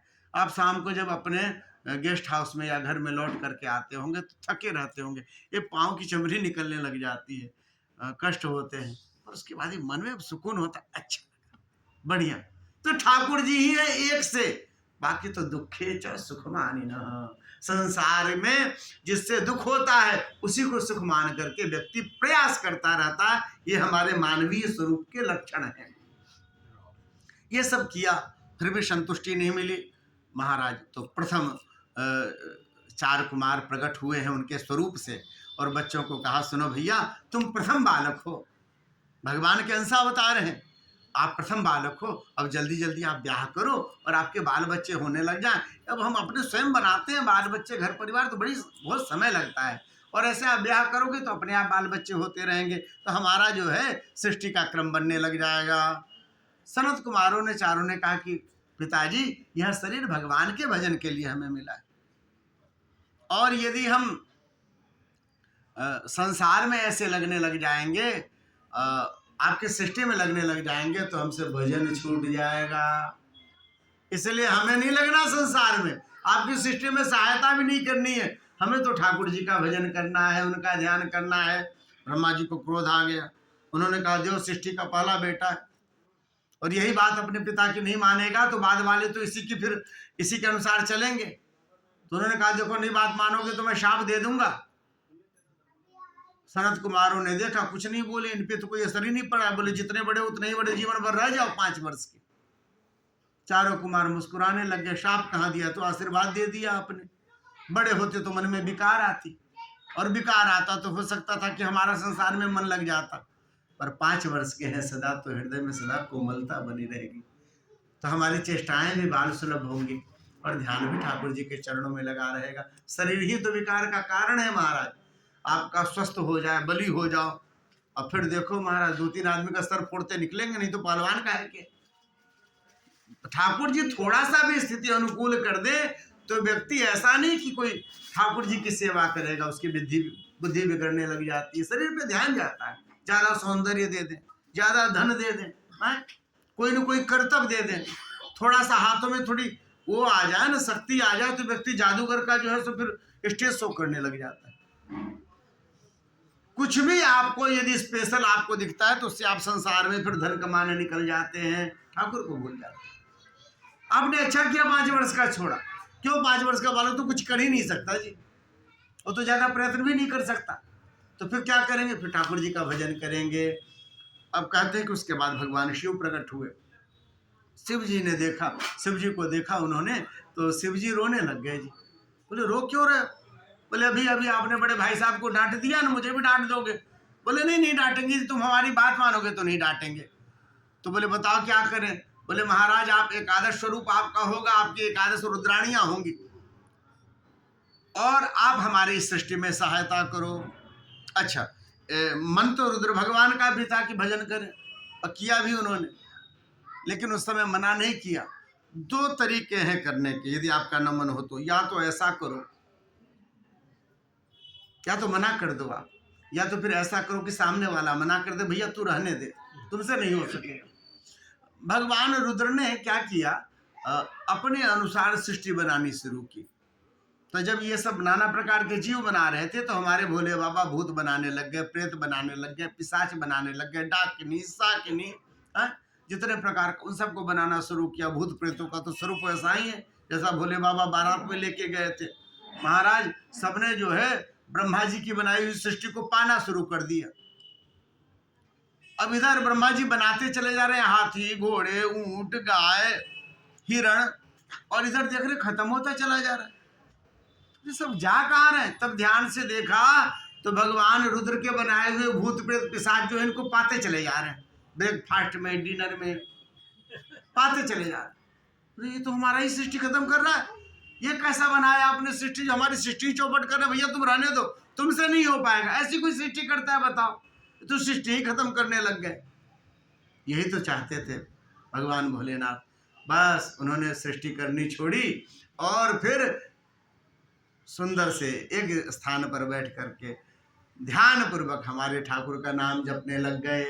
गोस्वामी तुलसीदास जी कहते हैं कि भगवान भोलेनाथ सदा काशी में रहते हैं और भगवान के दिव्य नाम को जपते रहते हैं, राम राम राम राम। मुक्ति जन्म महि जान, ज्ञान खानि अगहानि कर, जह बस शंभु भवानी, सो काशी से कसन। जरत सकल सुर वृंद, विषम गरल जहि पान किया, तहि न भजहि मन मंद, को कृपाल शंकर सरिष। ऐसे देवता जो जीव जब भी कष्ट में हो तो पुकारता है, तो बाबा फिर ध्यान ही नहीं देते, इसने तपस्या करी कि नहीं, इसने नाम जपा कि नहीं, इसका जीव पहुंच जाते हैं और उसे कष्ट से मुक्त कर देते हैं। ऐसे हमारे भोले बाबा हैं, महादेव हैं। आगे उनके पूरे शरीर से सृष्टि की बड़ी चिंता, तो नाना प्रकार के ऋषि प्रकट होने लग गए, नेत्रों से अत्रि प्रकट होने लग गए, करात क्रतु, कर से क्रतु प्रकट हो गए, कर्दम प्रकट हुए हैं। ऐसे क्रम से सब ऋषि जब प्रकट हुए हैं, दशमस्तत्र नारद, 10वें रूप में नारद जी प्रकट हुए। 10 को उन्होंने कहा कि आप हमारी सृष्टि में सहायता करें, पर सृष्टि का स्वरूप ऐसा बन ही नहीं पा रहा था। चिंता में उनके शरीर के 2 भाग बने हैं, एक मनु एक शत्रुपा, दोनों प्रकट हो गए। महाराज आदेश करें। ब्रह्मा जी ने कहा सुनो भैया, आज से आपके द्वारा मैथिली सृष्टि शुरू होगी। आप जो है सो राजा हैं, आप रानी हैं, और आप हमारी सृष्टि में सहायता करो। आप पहले राजा हो गए इस पृथ्वी के। बोले पृथ्वी कहाँ है, धरती है कहाँ? तब ज्ञात हुआ कि हिरण्यकशिपु के बड़े भाई हैं हिरण्याक्ष, वो जो है सो माथे में तकिया लगा के सो रहे। ये कौन है? चर्चा हुई है। तब कथा आती है कश्यप जी की और दिति की। प्रदोष काल में एक बार जब कश्यप ऋषि भगवान शिव के ध्यान में निमग्न थे, दिति के मन में काम की इच्छा हुई है और उन्होंने आकर के कश्यप ऋषि को बारंबार बताना शुरू किया है। उनको बार बार टोक रही है, क्योंकि जो है उन्होंने उनका पाणी ग्रहण स्वीकार किया था। कश्यप ऋषि ने समझाया, देवी इस समय स्त्री संग नहीं करना चाहिए। प्रदोष काल में जब सूर्यास्त हो रहा हो उस समय कुछ कार्य बहुत वर्जित हैं और करने से उसका विषम परिणाम होता है। उस समय भोजन करने से व्यक्ति रोगी हो जाता है, उस समय सोने से व्यक्ति की आयु कम हो जाती है, उस समय पढ़ने से बालक मूर्ख हो जाता है, और उस समय स्त्री संग करने से गर्भ में जो बालक है वह राक्षस प्रवृत्ति का आ जाता है। इसलिए समय को देख करके ही अपने कार्य का निर्णय करना चाहिए। पर उनके बुद्धि में काम ने पर्दा डाल के रखा था, शास्त्र की बातों की अवहेलना की। बारंबार विनय करने पर कश्यप ऋषि ने जैसा उनका मन था वैसा किया। स्त्री संग के बाद में जब काम का बुखार माथे से उतरा, तब ध्यान आया, अरे राम राम, ये मैंने क्या किया? ये भगवान शिव के पूजा का समय, प्रदोष काल में भगवान शिव की आराधना करनी चाहिए। हे भोलेनाथ, हे महादेव, हे त्र्यंबकेश्वर, ये मुझसे कैसे हो गया? मुझसे बड़ी गलती हो गई प्रभु। मैं तो नारी हूँ, मेरी बुद्धि तो ऐसे ही कलुषित है। हे प्रभु, इतनी बड़ी भूल हमसे हो गई। हे महादेव, आप हमें क्षमा करें। बारंबार रुदन करने लग गई, आंखों से अश्रुधारा निकलने लग गया। कश्यप ऋषि ने कहा, देवी तुमने जो किया है इसका फल तो तुम्हें मिलेगा। तुम्हारे गर्भ के बालक बड़े भयानक राक्षस होंगे, जिससे पूरा संसार आक्रांत हो जाएगा। पर तुमने महादेव की प्रार्थना करी है, और महादेव की प्रार्थना कभी भी जो है चूकती नहीं। महादेव की प्रार्थना जो है अवश्य फलदायी होती है। और मैं आपको बता रहा हूं देवी कि आपका जो पौत्र होगा ना, वो भगवान का परम भक्त होगा महादेव की प्रार्थना से, और उसका नाम होगा प्रहलाद। इस तरह से उन्होंने बताया। और फिर कहते हैं कि गर्भ में ये दो कुमार आ गए, हिरण्याक्ष और हिरण्यकशिपु। 100 वर्षों तक गर्भ में रखा है। वह जान रही कि राक्षस से बाहर निकलेंगे तो बड़ा उत्पात करेंगे। उनके पेट से ऐसा प्रकाश प्रकट हो रहा है कि तीनों लोग व्यथित हो गया देख करके, सब घबराने लग गए। स्वर्ग तक वह प्रकाश गया। देवता गए हैं ब्रह्मा जी के पास, और कहते हैं ब्रह्मा जी ने फिर कथा सुनाई। ये दोनों हैं कौन? कहते हैं एक बार लक्ष्मी जी जब चरण चंपन कर रही थी हमारे ठाकुर का, और पैर दबाते हुए उनके मन में विचार आया कि कितने कोमल है ठाकुर के चरण, जो हमें भी बड़ा सोच समझ करके धीरे धीरे दबाना पड़ता है, कहीं उनके चरणों में कष्ट न हो जाए। इतनी कोमलता। एक तो लक्ष्मी जी स्वयं कोमल, भाई कोई यदि कमल पे बैठता हो तो कमल से तो कोमल ही होगा ना। अब हम लोग बैठ जाएं, हमारे जजमान जी बैठ जाएं, तो कमल जी का तो सीताराम हो जाएगा। तो वो जो कमल से भी कोमल होंगी लक्ष्मी जी, और लक्ष्मी जी जिनका चरण दबा रही हैं वो उनसे भी कोमल। उन्हें चिंता लग रही है, मेरे हाथों से कहीं कष्ट न हो जाए ठाकुर। फिर विचार आया कि ठाकुर हमारे इतने कोमल हैं, फिर बड़े बड़े राक्षसों को मारते कैसे होंगे?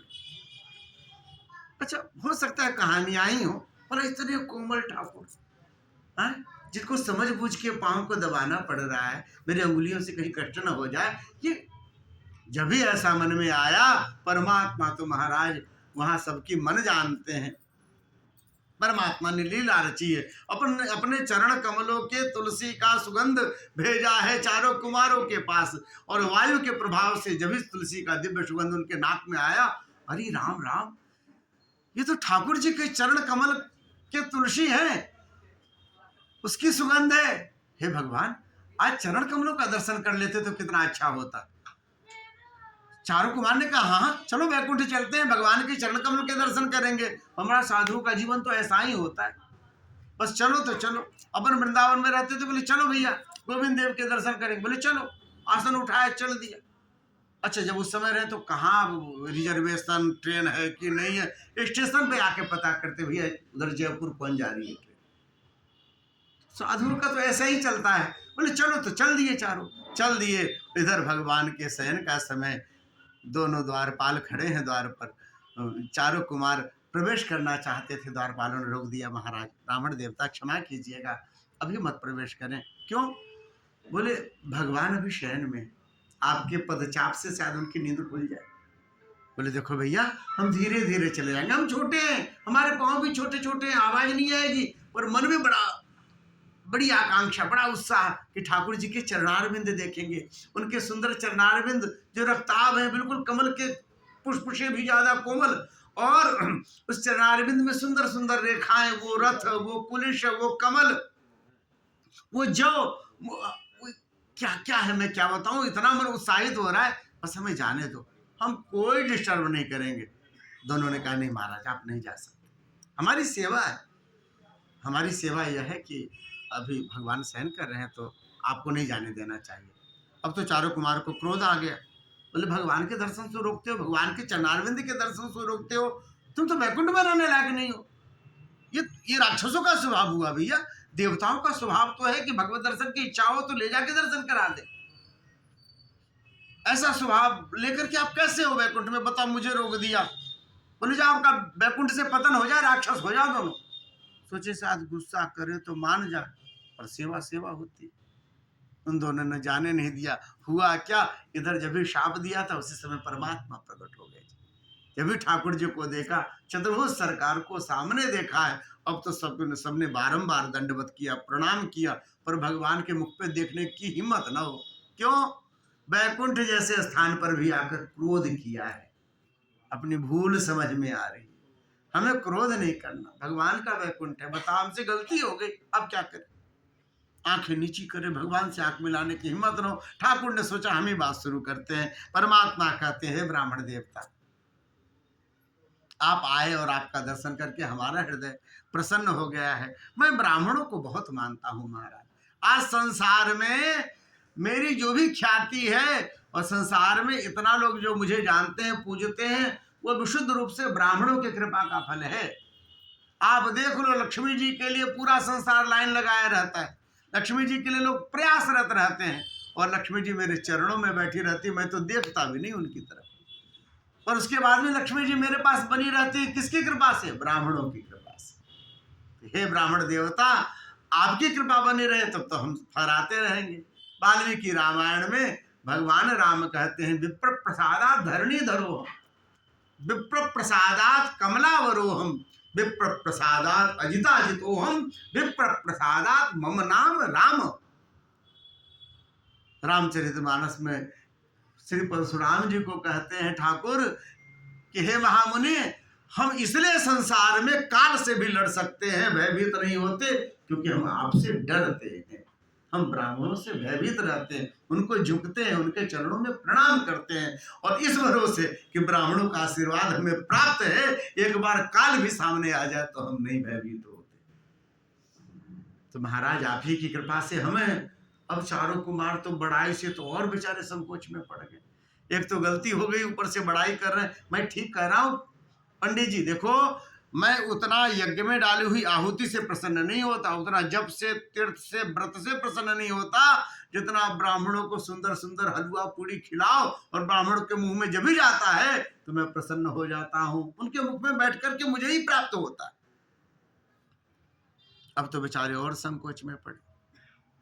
तब परमात्मा ने देखा है, उनको कहा कि सुनो, आपने जो इनको दंड दिया है ये ठीक ही किया। हमारे पास ब्राह्मणों को आने रोकने के लिए तो कोई बात है ही नहीं। ब्राह्मण तो कभी भी आ सकते थे, आप तो कभी भी आ सकते थे, पर आपको दर्शन से जो रोका उन्होंने, जिनका आदर हम करते हैं, ये इन्होंने गलती की, आपने इनको दंड दिया, ये ठीक ही किया। क्योंकि हमारे सेवक ने गलती करी है तो मालिक को भी दंड बनना चाहिए। भाई हमारे ही बल पे तो ये है ना, हमारे ही बल के कारण तो आपको इन्होंने रोका, तो मेरे बल से यदि ये बली है तो दंड मुझे भी प्राप्त होना चाहिए। महाराज ये 3 बार जन्म लेंगे, 3 जन्म द्विज वचन प्रमाण, और इनके उद्धार के लिए मैं 4 बार जन्म लूंगा। और परमात्मा ने ऐसी लीला करी बाद में, मैं 4 बार आऊंगा इनके उद्धार के लिए। अरे देवताओं, ब्रह्मा जी कह रहे हैं कि यही हिरण्याक्ष और हिरण्यकशिपु हैं जय विजय, और जो अपनी माता जी के गर्भ में है। माता जी ने 100 वर्ष बाद जब जन्म दिया है तो विशाल स्वरूप 100 वर्ष के बालक का, उनके किरीट मुकुट सब बादलों से लड़ने लग गए, स्वर्ग पे जाकर अधिकार कर लिया हिरण्याक्ष ने। अब तो कोई उनसे लड़ने को ना आए। वरुण देवता को आह्वान किया, आप मुझसे लड़ लो। वरुण देवता ने कहा जी अभी रहने दो, हम बाद में लड़ लेंगे। नारद जी मिले, बोले बाबा लड़ लो हमसे। नारद जी ने कहा कि भैया हम लड़ते तो नहीं है, पर लड़ाना बड़ा बढ़िया जानते हैं, आप आराम करो, आप तकिया लगाओ, आराम करो, हम लड़ने वाला भेज देते हैं, आपकी अच्छी मरम्मत करेगा। और कहते हैं उधर से नारद जी चले हैं, अपना एक तारा बजाते परमात्मा वहां पर 12 स्वरूप में पहुंचे हैं। और जब भी पहुंचे पहले सोचा कि पृथ्वी जी जो भूदेवी हैं, भगवान की पत्नी कही जाती है, पहले इनको एक जगह रख दें। और उन्होंने धीरे से माथे के नीचे से निकाला और रखने जा ही रहे थे, पीछे से हिरण्याक्ष की नींद टूटी है और पुकारा है परमात्मा को। जब भी पुकारा है युद्ध के लिए, परमात्मा पृथ्वी को स्थापित करके आए हैं और उसके बाद भयानक युद्ध शुरू हुआ। महाराज एक दूसरे से गदा जब टकराते हैं, पूरे तीनों लोकों में जो है सुबह ध्वनि जाती है। 1 दिन 2 दिन, महीने 2 महीने, साल 2 साल, महाराज हजारों साल से युद्ध हुए और ऐसा भयानक युद्ध हुआ। अब लक्ष्मी जी ने जाना कि हमारे ठाकुर कोमल से कोमल हैं और कहते हैं महाराज कठिन से कठिन है। हमारे ठाकुर जो है कठिन से भी कठिन है, वज्र से भी ज्यादा कठोर हैं।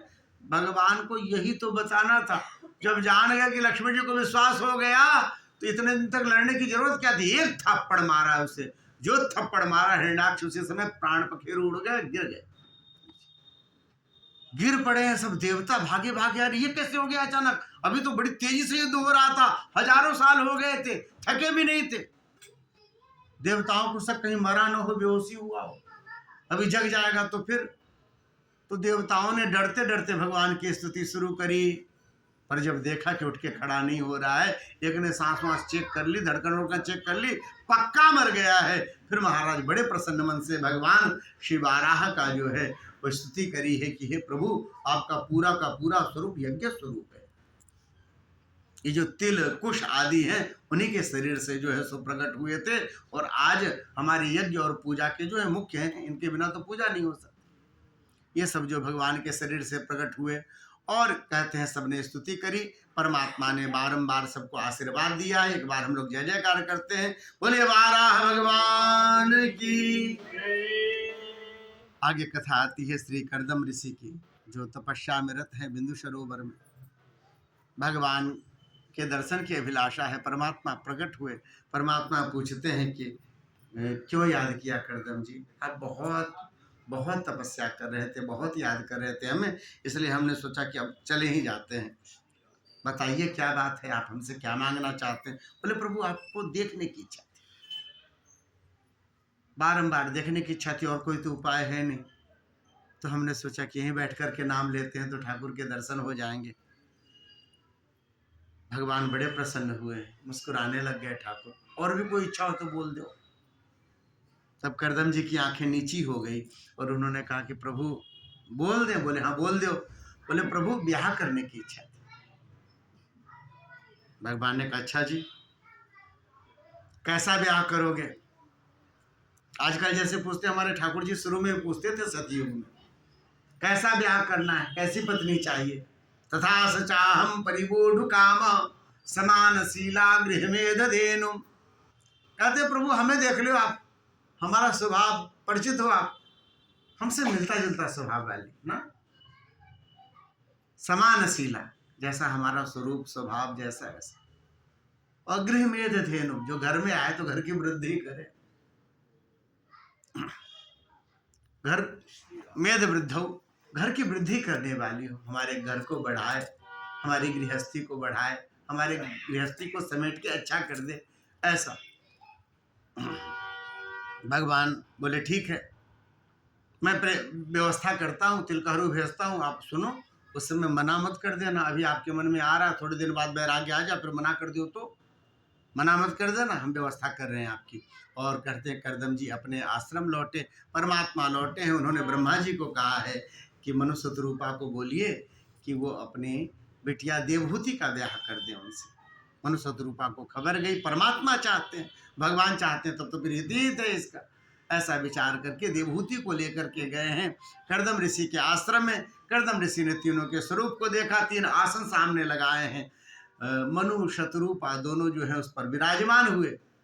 देवहूति जी नहीं बैठी जी। घर से जब चले तो इनको सुनने में आ गया था कि मेरे ब्याह के लिए जा रहे हैं, मेरे ब्याह के लिए जा रहे हैं, और ये मेरे सामने पतिदेव होने वाले हैं।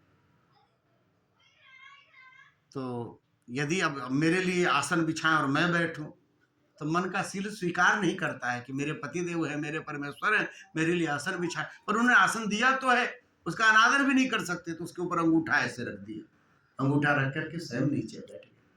पहले बड़ा ध्यान करते थे लोग, शीलवान जीवन था, तो उनकी कथा अभी तक हम लोग कह रहे हैं, सतयुग की बात है, और हम लोग कलयुग में उनकी चर्चा कर रहे हैं।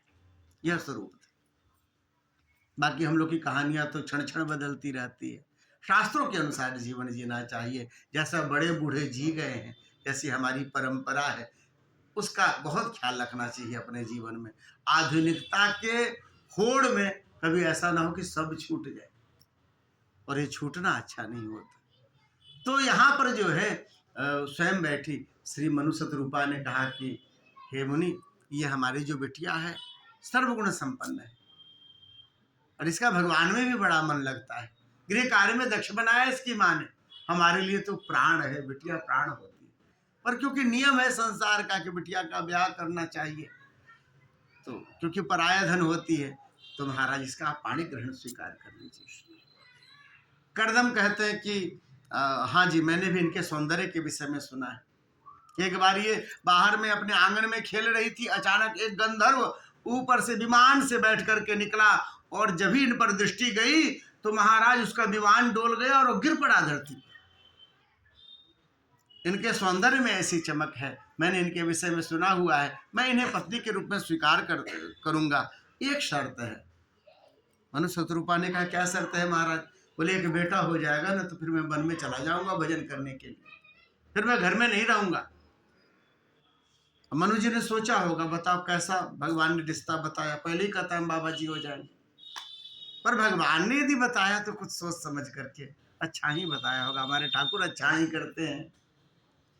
ठीक है महाराज, आपकी शर्त स्वीकार है। उसी समय जो है मंडप बनाया गया, ब्राह्मण देवता सब आए, ऋषि मुनि आए, और कहते हैं वैदिक विधि से उन दोनों का ब्याह हो गया। दोनों का ब्याह हुआ है, और ब्याह हो करके फिर बारंबार सबने आशीर्वाद दिया, वर वधू को आशीर्वाद सब दे रहे हैं। मनु शतरूपा ने जब सब कुछ बढ़िया से संपन्न हो गया, फिर सोचे अब तो यहाँ से चलना चाहिए। बिटिया के यहाँ रुकने का पहले भी परंपरा नहीं था, और हमारे यहाँ भारतीय स्वरूप में तो बिल्कुल परंपरा नहीं है, तो चलना चाहिए। ऐसा विचार करके चले हैं। वहाँ से आए थे तो 3 लोग थे, जा रहे हैं तो 2 लोग हैं, और जब भी दरवाजे तक पहुँचने को थे आश्रम के, महाराज मन बहुत भारी हो गया, पैर ऐसा लगा कि उठ नहीं रहा है। अपनी बिटिया का स्मरण होने लग गया, कैसे उसका जन्म हुआ था, कैसे खुशियाँ मनाई थी, कैसे वह चलती थी, कैसे आंगन उससे भरा भरा लगता था। कहीं से भी आओ तो बिटिया के स्वरूप से लगता था कि हमारे घर में लक्ष्मी खेल रही है, आज वह पराई हो गई। ऐसा विचार जब भी मन में आया, महाराज पांव जो है अब उठ नहीं रहे हैं, लौटी हैं। शतरूपा जी लौट करके बिटिया से लिपट के जो रोई सो रोई, आंखों के बांध जो है, आंसुओं के बांध टूटे हैं। बेचारे मनु जी महाराज ने अपने आप को संभाला, पुरुष रोता हुआ अच्छा नहीं लगता है, पर कब तक संभलते। वो भी लौटे, और लौटे महाराज अपने बिटिया को दोनों ने बाहों में लिया हुआ है, तीनों रो रहे हैं। और फिर समझाया है शतरूपा जी ने, उनको समझाया स्त्री धर्म क्या होता है, नारी धर्म क्या है, नारी के लिए देवता कौन है, बहुत बढ़िया से सब समझाया है। और वहाँ से चले हैं महाराज। ये जो बेटा और बेटी, ये सब संसार में सबको होते हैं, परंपरा में होते हैं, और संसार में रिश्ते नाते बड़े बदलते रहते हैं। हम लोग के संबंध वैसे नहीं रहे जैसे शुरू के युगों में था। माता पिता से, दादा दादी से, घर से, परिवार से, अपनों से संबंध युग के अनुसार बदलते चले जाते हैं। द्वापर में हो, चाहे त्रेता में हो या कलयुग हो, एक संबंध जो जैसा सतयुग में था आज भी है। आज भी जो है महाराज बिटिया प्राणों जैसी प्रिय होती है पिता के लिए, और आज भी जब उसके लिए रिश्ता देखने जाता है पिता, तो अपनी औकात से बढ़ के देखता है। अक्सर पिताजी जो कुछ भी जैसा भी धन दिया हो अपनी औकात से बढ़ के देते। कई बार पिता को ऋण हो जाता है, कई बार खेत और जमीनें बंधक लग जाती हैं, पर सोचता है बिटिया तो सुखी रहेगी ना। इस भाव से जैसा मनु जी अपने बिटिया को मानते थे, आज कहते हैं घोर कलयुग है, पर इस अवस्था में भी जो पिता होता है अपनी बिटिया को वैसे ही मानते, वैसा ही स्वरूप है। जब विदा होती है ना, तो कहते हैं ऐसा लगता है जैसे प्राण निकाल के कोई ले जा रहा हो।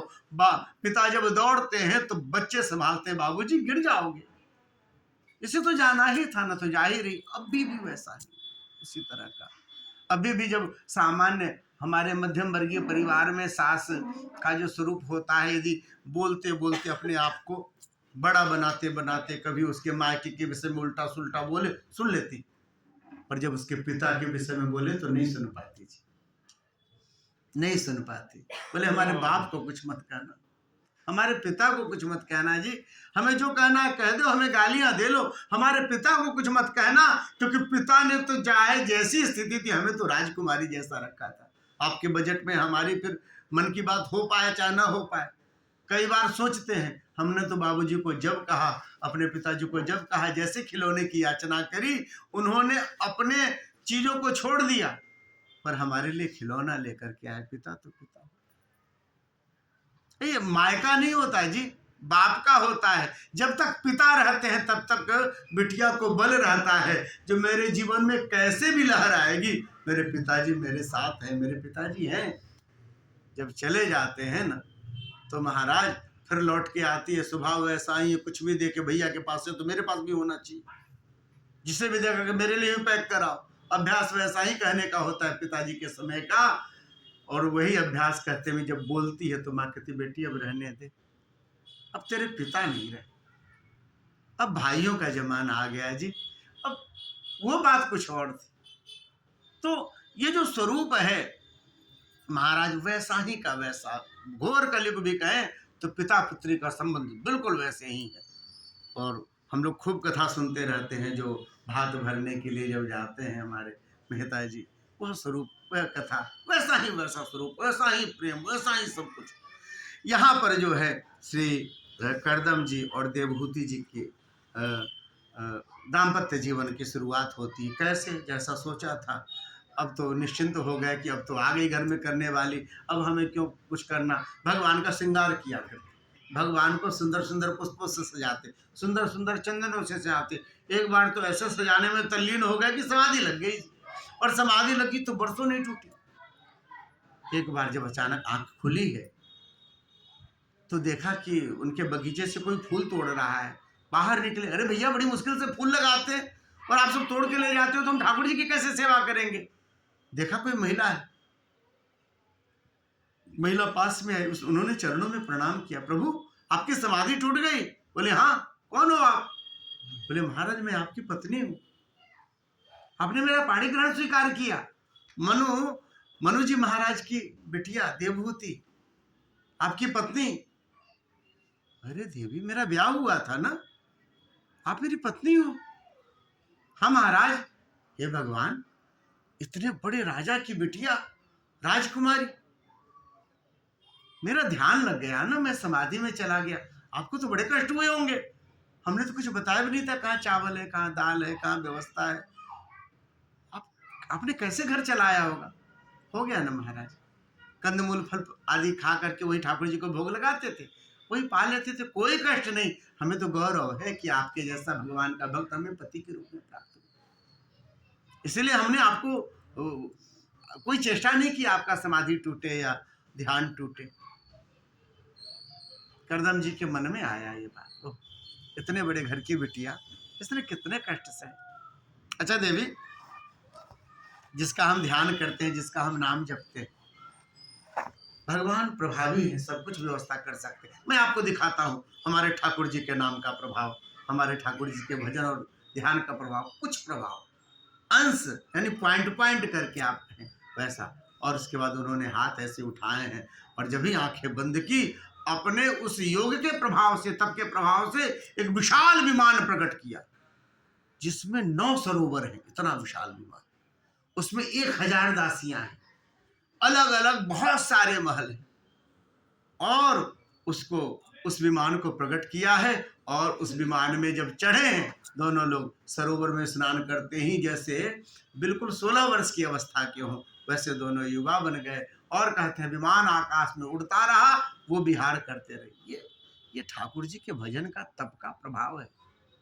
श्री सुखदेव जी कहते हैं कि राजन, भगवान के चरणों में जो सदा लक्ष्मी विराजमान होती है, जो उन्हीं का ध्यान करते हैं, वो ऐसा संसार में क्या है जो चाहे तो नहीं मिल जाए। वो कुछ भी चाहे तो उनको मिल सकती है। ये तो हमारे ठाकुर के भक्त ऐसे होते हैं जो मांगते नहीं ठाकुर से, बोले हमको आपके अलावा कुछ नहीं चाहिए। भगवान समर्थ हैं अपने भक्त को देने में, और ये इनके भजन के प्रभाव से सब मिल सकता है। और वो कहते हैं ठाकुर बस आप चाहिए, हमें और कुछ नहीं चाहिए। ये विशाल परीक्षित को आश्चर्य लग रहा है, इतनी विशाल व्यवस्था, हजारों दासियां, और क्रमशः जितने दिन तक उनका जो है विमान उड़ता रहा, 9 कन्या हुई, 9 कन्या हुई है। 9 कन्या जब हुई, एक दिन उनको स्मरण आया, अरे मैंने तो यह कहा था कि आपको जो है सो एक पुत्र होगा और मैं चला जाऊंगा वन में भजन करने के लिए। ये तो हम संसार में लग गए, ये तो घर परिवार इतनी व्यवस्था, हे भगवान हमारी तो बुद्धि भटक गई भगवान के चरणों से। देवी मैं जा रहा हूं फिर वन में, मुझे नहीं रहना इसमें। ये तो ठाकुर जी को भूल जा रहा है व्यक्ति इतने सुख में, हमें नहीं रहना इसमें। चरण पकड़ लिए देवहूति ने, प्रभु ऐसा न कर, आपने कहा था एक पुत्र के लिए, ये 9 पुत्रियां हैं, मैं अबला कहाँ जाऊंगी इनके लिए, बालक ढूंढने के लिए, लड़के ढूंढने के लिए। एक पुत्र तो होना चाहिए, मैं उसका मुंह देख करके रह लूं। स्मरण आया, हाँ बेटे की बात हुई थी जी। और इसके बाद परमात्मा स्वयं इस दंपति के यहाँ पुत्र के रूप में आए हैं, कपिल के रूप में। बोले कपिल भगवान की। परमात्मा कपिल के रूप में आए, और जब ही आए हैं कहते हैं परमात्मा का जन्म हुआ कपिल के रूप में। संसार भर के जितने देवी हैं, देवता हैं, सिद्ध हैं, गंधर्व हैं, यक्ष हैं, सब आए हैं भगवान के दर्शन, सब आए हैं, सबने स्तुति करी है। ब्रह्मा जी स्वयं भी आए और बच्चों को भी लेके आए। सबको संस्कार देने पड़ेंगे ना, कैसे स्तुति किया जाता है, कैसे प्रणाम करते हैं, कैसे, तो सब बच्चों को लेकर के आए। साथ में श्री कर्दम जी की दृष्टि गई है, बोले महाराज आपके भी इधर जो है 10 बच्चे हैं, नारद जी तो ब्रह्मचारी हैं, और बाकी के जो 9 बच्चे हैं महाराज, इधर हमारी 9 बेटियां हैं। इतना सुंदर अभी यह प्रसंग है, भगवान अवतरित होकर के आए हैं, इसी सुंदर मुहूर्त में ब्याह हो जाता बच्चों का तो बड़ा सुंदर लगता है। ब्रह्मा जी ने कहा हाँ महाराज हम भी यही चाहते हैं, आपकी बिटिया जैसी सुलक्षणी बहू हमारे यहाँ आए तो हम लोग का तो जीवन अच्छा हो जाएगा। हमारे मन में जो है बड़ी श्रद्धा है आपके घर परिवार के प्रति, आपके बच्चों के प्रति। जब ऐसा कहा तो महाराज तुरंत 9 मंडप बनाए गए और सबका जो है सो ब्याह हो गया। महाराज इनकी बेटियों का क्रम, अनुसुईया जी इनकी बिटियां हैं जिनका ब्याह हुआ अत्रि ऋषि से, जिनके घर में परमात्मा पुनः तीनों आए, ब्रह्मा विष्णु महेश उनके बालक के रूप में। श्री अरुंधति जी इनकी बिटियां हैं जो वशिष्ठ ऋषि से ब्याही गई, जिनके यहाँ भगवान राम शिष्य के रूप में आए थे। ऐसी ऐसी इनकी बिटियां सब हैं, और सबका ब्याह हुआ, सब बिटिया अपने अपने घर को गई। कर्दम ऋषि ने कहा अब मैं जाऊं भजन करने, बोले हाँ जाओ महाराज, अब मैं बिटवा का मुंह देख करके जी लूंगी। और कहते हैं कर्दम ऋषि फिर से चले गए भगवान का भजन करने के लिए जंगलों में। यहाँ पर जो है धीरे धीरे कपिल मुनि बड़े होने लग गए, वह ध्यान में बैठे रहते थे। एक बार देवहूति जी उनके पास आई हैं और आकर के बैठ गई। कपिल मुनि ने आंखें खोली, क्या बात है माँ, कुछ पूछना चाहती हो? बोले हाँ बेटा एक बात पूछनी थी। क्या पूछनी है? बोले बेटा मैं जब जन्म ली ना, तो जन्म लेने के बाद विवाह से पहले मैं पिता के घर में थी, तो मैंने माता पिता की जो भी हो जैसे उन्होंने समझाया वैसे मैंने सेवा करी, तो उनकी सेवा में लगी रहती थी। विवाह हो गया तो आपके पिताजी की सेवा में आ गई, तो उनकी सेवा में घर गृहस्थी को संभालने में हमारा पूरा दिन गया, रात गया। फिर आपकी बहनों का जन्म हो गया, फिर इनको पालने पोसने में, बड़े करने में हमारा समय चला गया। फिर आपका जन्म हो गया। बेटा जन्म से लेकर अब तक हमारे इतने काम थे, इतनी व्यस्तता थी कि कभी भगवान का ध्यान करने का, उनका पूजन करने का, उनका चिंतन करने का अवसर ही नहीं आया। सहज घर के जो काम है वैसे चलो ठाकुर जी के सामने अगरबत्ती दिखा दो, भोग लगा दो, प्रणाम कर लो, आरती कर दो, इसके अलावा हमें कुछ नहीं पता चलता। अब क्या है बेटा कि यदि हमने जीवन भर यदि भजन पूजन किया नहीं, कीर्तन किया नहीं, भगवान के नाम को स्मरण करने का अभ्यास बनाया नहीं, तो हुआ क्या, अब हमारी इंद्रियां जो है हमारे वश में नहीं है। अभ्यास क्योंकि जीवन भर का यही है। आंखें चाहती है सुंदर दृश्य दिखाओ, कान चाहते हैं सुंदर सुंदर गीत सुनाओ, जिह्वा चाहती है अच्छे अच्छे पकवान मिले खाने को, हृदय जो है नाना प्रकार की कामनाएं करता रहता है, त्वचा चाहती है कि अच्छे स्पर्श हो। इन सबका स्वभाव नहीं सुधरा, ये व्यक्ति को खींचते रहते हैं अपनी तरफ। तो यह जो अमूल्य शरीर हमको प्राप्त हुआ था, यह इन्हीं सब कामों में जा रहा है, हमारा ध्यान नहीं लगता बेटा। हम बैठे भी नाम लेने के लिए, चलो भगवान का ध्यान करना चाहिए, ध्यान नहीं लगता। भगवान का ध्यान कैसे हो, नाम जप कैसे हो, उनके लीला का चिंतन कैसे हो, हमें यह उपाय बतला दे। कपिल मुनि ने देखा माँ की तरफ, माँ को कहा माँ सरल उपाय है क्या, सत्संग करो माँ, सत्संग करो, सत्संग के प्रभाव से ये सब चीजें आ जाएंगी, सत्संग के प्रभाव से। हाँ माँ, साधु का संग करो। देखो जिसमें माँ लोगों की बुद्धि लगी रहती है ना, उसी की चर्चा करते, उसी को देखना चाहते, उसी का चिंतन करते, क्योंकि साधु महात्मा की बुद्धि ठाकुर में लगी रहती है, तो उनका पूरा क्रियाकलाप ठाकुर जी के लिए होता है। वो इधर उधर संसार की एक दो बात कर ले, फिर अपने ठाकुर जी की कथा सुना देंगे। हम लोग अयोध्या गए थे, एक सियाजू बाबा हैं, मनमोहन जी पकड़ पकड़ के ले जाते हैं हम लोग को भी, तो हम वो लेके गए थे मनमोहन जी, उनके पास बैठे, सरयू जी के किनारे उनका आश्रम, तो ठाकुर जी का दर्शन कराया, अपने अष्ट सखियों के जो महल जैसा बनाया, छोटा सा बड़ा सुंदर अपना, उसका दर्शन कराया, और उसके बाद जो है भगवान की सेवा वाली इत्र दी, और फिर बैठ गए। और उसके बाद कहे देखो साधु का क्षण और अन्न का क्षण बड़ा बहुमूल्य होता है, तो उसको बर्बाद नहीं करना चाहिए। और उन्होंने फिर छोटी सी कथा ऐसी सुनाई जिससे ठाकुर जी में मन लगा रह सके। तो उन्होंने एक कथा सुनाई कि एक व्यक्ति जो है सो बड़ा चिंतित था, उसको बिटिया का ब्याह करना था, बहुत चिंतित था, कुछ समझ में नहीं आ रहा था क्या करे, क्योंकि धन है नहीं और ब्याह भी करना है और समय भी करीब आ रहा है, बहुत चिंतित था। एक साधु का आगमन हुआ, उन्होंने जब देखा चिंतित उसको, तो कहा कि देखो ये जो पत्थर है हम तुमको दे रहे हैं, उसका जिसमें स्पर्श कराओगे वह स्वर्ण हो जाएगा, और स्वर्ण हो जाएगा तो उसके बाद जो है तुम उसको जो है बेच करके बिटिया का ब्याह कर लेना, और कल हम आएंगे ये स्वर्ण आपको लेते चले जाएंगे, कल हम आएंगे सुबह में तो लेके चले जाएंगे। अब जब किसान को दिया ना, तो किसान जो है सो विचार करने लग गया, स्पर्श कराने से स्वर्ण हो जाएगा लोहा। अब उसकी बुद्धि जो है घूमने लग गई, सोचा पहले लोहा ही जुटा ले, थोड़ा ज्यादा सोना कर ले। इस विचार से फिर जा करके वहां का जो छड़ वाला था सीमेंट, उन सबको ऑर्डर दिया कि एक बार बंडल गिर ही जाए, पैसे तो थे नहीं, बोले कल दे देंगे पक्का है। ऐसा कह करके सबसे ढेर सारा जो है सो लोहे की व्यवस्था करने लग गया। इसी लोहे की व्यवस्था में आने जाने में, दौड़ने धूपने में शाम हुई, फिर रात हुई, फिर महाराज रात में आकर के छड़ का बंडल गिरता, उससे पहले सुबह में महात्मा फिर से वापस आ गए, मेरा पत्थर कहाँ है? बोले महाराज बस 1 मिनट, बस आने वाला, कह दिया ट्रक चल चुका है। ट्रक क्या होता है? मेरा पत्थर। उन्होंने पत्थर ले लिया और वापस गए। यहाँ बता रहे महात्मा सियाजू महाराज कह रहे थे ऐसे ही यह शरीर है, जब शरीर मिला ना तो भगवान ने इसलिए शरीर दिया कि इससे हम भगवान की भक्ति कर सके, भजन कर सके, भगवान का ध्यान कर सके। बहुत बार जीव बन चुके, 84 लाख योनियों में घूम चुके, अब न घूमना पड़े, इसलिए यह शरीर दिया था। पर इस शरीर से हम मकान बनाने लग गए, जमीन खरीदने लग गए, परिवार बनाने लग गए, ये भी हो जाए, ये भी हो जाए, ये भी हो जाए, ये भी हो जाए, तब मैं एक बार में ही सोना करूंगा। और महाराज ये श्वास जो मिली थी, जो सोने जैसी थी, खत्म हो गई थी। ये मिली इसीलिए थी कि ठाकुर जी को प्राप्त कर सके। ऐसा यानी एक क्षण भी जो है साधु का, उन्होंने बताया बड़ी मुश्किल से मिली। यह शरीर जो है बड़ी कृपा, आप जो कुछ भी देख करके लालायित हो रहे हैं, वे सब भोगते हुए आप यहाँ तक पहुंचे, वो सब आपको मिला है, उन सबके साथ रह चुके हैं महाराज। अब जो यह शरीर मिला है, यह ठाकुर जी के भजन के लिए मिला है। जो जो आपके आसपास है उन सबका पोषण कीजिए, अपने कर्तव्य का पालन करते हुए भगवान का भजन भी कीजिए। और यही धर्म है। यहाँ कहते हैं कि माँ साधु का संग करो, जिसको जो चीज पसंद होती है वह उसी की चर्चा करता है। साधु को ठाकुर पसंद है तो ठाकुर के स्वरूप की चर्चा करेंगे।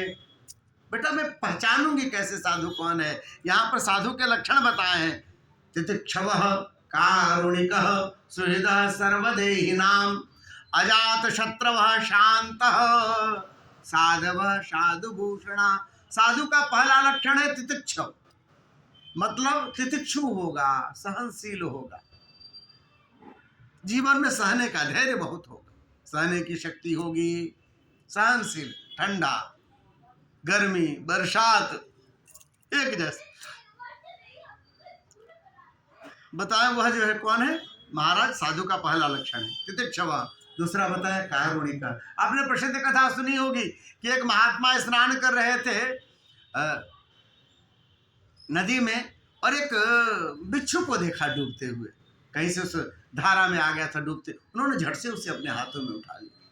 बिच्छू का स्वभाव, उसने डंक मार दिया, गिर पड़ा, फिर से डंक जब भी मारा तो हाथ हिला, फिर गिरा, फिर दोबारा उठा लिया, फिर डंक मार दिया। किनारे में खड़े एक व्यक्ति ने कहा, अरे बाबा ये बिच्छू है, आप सोच समझ करके हाथ में उठाओ, बिच्छू है, इसका स्वभाव है डंक मारना, और आप बार बार उसे हाथ में उठा लेते हो। तो बाबा ने कहा कि भैया ये बिच्छू जड़ जीव होकर के भी जब अपना स्वभाव नहीं छोड़ता तो मैं तो संत हूं। और साधु का स्वभाव होता है महाराज किसी डूबते हुए को उबार लेना, बचा लेना। कारुणिकः, हृदय में करुणा, सुहृदः सर्वदेहिनां, ये मेरा है, ये पराए हैं, ऐसा विचार जो करता है। नहीं, सबके लिए समान रूप से, क्या जीव, क्या मानव, क्या देवता, सबको समान रूप से जो माने, एक जैसा सब में व्यवहार करे, सबको ठाकुर जी का स्वरूप माने। सुहृदः सर्वदेहिनां। और क्या बताया? अजात शत्रवः, जो किसी को शत्रु नहीं मानता, उसको भले मात्सर्य के कारण, ईर्ष्या के कारण बहुत लोग उसको अपना शत्रु मान ले, वो किसी को शत्रु नहीं मानता है। अजात शत्रवः शांतः, जो सदा शांत रहता है। जिसके पास बैठो मानो तो बैठने से ही शांति अनुभव होने लग जाता है, धीरे धीरे मन शांत होने लग जाता है। शांत साधव साधुभूषण, ऐसे साधु जो मिले न माँ, उनके पास सत्संग करना चाहिए। और जब इनके पास बैठोगी माँ तो धीरे धीरे वह प्रभाव पड़ने लग जाएगा। क्या होगा? वहां जब बैठोगी तो धीरे धीरे उनके यहाँ ठाकुर जी की चर्चा सुनने को मिलेगी। अभी ठाकुर जी की मंगला आरती हो रही है, अब ठाकुर जी के नित्य के पद के नियम हो रहे हैं, अब ठाकुर जी की श्रृंगार आरती हो रही है, अब ठाकुर जी के श्रृंगार की चर्चा हो रही है ना। तो ऐसे आपको बारंबार ठाकुर जी की चर्चा सुनने को मिलेगी। अच्छा, जिनकी आप चर्चा सुनते हैं धीरे धीरे मन उधर लगने लग जाता है। जिनकी आप भी चर्चा सुनेंगे तो धीरे धीरे बार बार वह सुनेंगे, और सुनने से क्या होगा? धीरे धीरे उसमें जो है सो प्रीति होने लग जाएगी, प्रेम होने लग जाएगा। तो जब प्रेम होने लग जाएगा तो फिर श्रद्धा होने लग जाएगी, और जब भी श्रद्धा होने लग जाएगा तो श्रद्धा रति भक्तिरनुक्रमिष्यति। माँ जब श्रद्धा आएगा ना तो फिर प्रेम होगा, प्रेम होगा फिर भक्ति होगी, और भक्ति होगी तो सब मिलेगा। भगवान सब कुछ दे देते हैं, धन मांगा तो धन दे दिया, परिवार मांगा तो परिवार दे दिया, पद मांगा तो पद दे दिया। भक्ति जल्दी नहीं देते भक्ति जल्दी नहीं देते हैं। क्यों? एक बार जिसको भक्ति दे दी ना फिर उसका सब उन्हीं को वहन करना पड़ेगा। तो भगवान जो है सब मांगने पे दे देते हैं, ले लो भैया जितनी सांसारिक चाहिए वो सब हम दे दें। भक्ति जल्दी नहीं देते रहते। माँ एक बार जो भक्ति मिल गई ना सब मिल गया। चिंतन करने के योग्य यदि कुछ है ना माँ, ये संसार नहीं है, ये संसार कुछ भी नहीं है चिंतन करने के योग्य। चिंतन के योग्य तो हमारे ठाकुर हैं और उनके चरणारविंद हैं। संचिंतयेद भगवतस् चरणारविंदम। माँ आंखें बंद कर लो और ठाकुर जी के दिव्य महावर से युक्त सुंदर चरणों का ध्यान किया करो माँ। वो सुंदर सुंदर रेखाओं से युक्त, वो सुंदर सुंदर नखमणियों से युक्त, वो सुंदर सुंदर पायजेब से युक्त, भगवान और सुंदर कड़े पहने ठाकुर ने चरण में, ऐसे चरणार बिंद का माधान करो। ये जो मन है ना, जो भाग रहा है, धीरे धीरे धीरे धीरे धीरे एकाग्र होने लग जाएगा। सहज रूप से उन्होंने भगवत ध्यान की विधि बताई है, जीव की अवस्था बताया, जीव का स्वरूप बतलाया है। और फिर कहा कि माँ, ये जो संसार में लोग परिकल्पना करते हैं ना, ये सुख, ये दुख, ये हानि, ये लाभ, ये सब जो कुछ भी है, वह सब हमारे कर्मों के फल हैं। यदि हमारे जीवन में दुख दिख रहा है तो माँ, वह हमारे पापों का फल है। यदि हमारे जीवन में सुख दिख रहा है, आप महसूस सुख को कर रहे हैं, तो वह आपके पुण्यों का फल है, खर्च हो रहे हैं। यदि दुख हो रहा है तो आपके जो कुछ भी बन गए थे धीरे धीरे खर्च हो रहे हैं, खर्च होने वाली चीज धीरे धीरे समाप्त हो जाती है। यदि आप सुख में हैं तो महाराज पुण्य आपका खर्च हो रहा है, खर्च होने वाली चीज धीरे धीरे समाप्त होती है। करना क्या चाहिए? क्रम बनाए रखना चाहिए। आजकल हम लोग सुनते हैं खूब बढ़िया, सभी समस्या का हल एक लोटा जल। भगवान भोलेनाथ को जल चढ़ाइए, सहजता से ठाकुर जी का नाम लें, भगवान सूर्य को जल अर्पित करें, कहीं भी बैठे तो मानसिक रूप से ठाकुर जी के नाना प्रकार का पूजन कर लें, नाना प्रकार का भोग लगा लें, मानसिक रूप से तीर्थों का भ्रमण कर लें। ऐसे ऐसे थोड़े पुण्य भी इकट्ठे करते रहने चाहिए, नहीं तो सुख में सब खर्च हो जाएंगे, हो जाते हैं, ज़्यादातर लोग के खर्च हो जाते हैं। तो क्या करना चाहिए? माँ, जब सुख का समय हो तो भगवत भजन कीजिए, और जब दुख का समय हो तो भगवत भजन करना चाहिए। जब अपने अनुकूल वातावरण न हो तो महाराज, जब देखे कोई देख नहीं रहा है हमें, अब हमारी तरफ कोई दृष्टि भी नहीं करता, हमारा थोड़ा टेढ़ा समय क्या आया, लोगों ने देखना छोड़ दिया, फिर क्या करें? आंख बंद कीजिए, हृदय में ठाकुर को देखा कीजिए। माँ, स्वर्ग और नरक कहीं दूसरी जगह नहीं है। अत्रैव नरकः स्वर्गः इति माता प्रत्यक्षते। जो जीवन में नाना प्रकार की नार की यातना को भोग रहे हैं, सामने दिखेंगे आपको महाराज। वह सब जो है सो सामने दिखता है, जैसे नाना प्रकार के सुख को जो भोग रहे हैं, आनंद में है, प्रसन्नता में है, वह पुण्यों का फल है। पुण्य और पाप का फल तो यही दिखता है माँ, प्रत्यक्ष दिखता है सामने, देखने दूर नहीं जाना पड़ता। इन सबको देख करके विचार करना चाहिए कि महाराज, भगवत चरणारविंद के अतिरिक्त तो जीव की दूसरी गति है ही नहीं। आप दुख में रहो, सुख में रहो, किसी भी अवस्था में रहो, महाराज भगवत नाम लेते रहना चाहिए, भगवत ध्यान करते रहना चाहिए। माँ, यही मूल तत्व है इस जीव के शरीर प्राप्ति।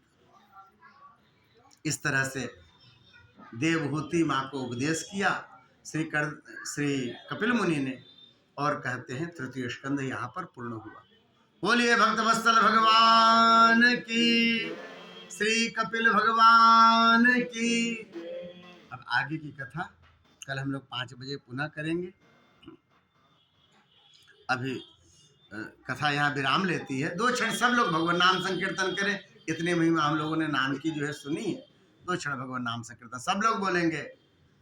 हरे राम राम राम हरे हरे, हरे कृष्णा कृष्णा कृष्णा हरे हरे, हरे राम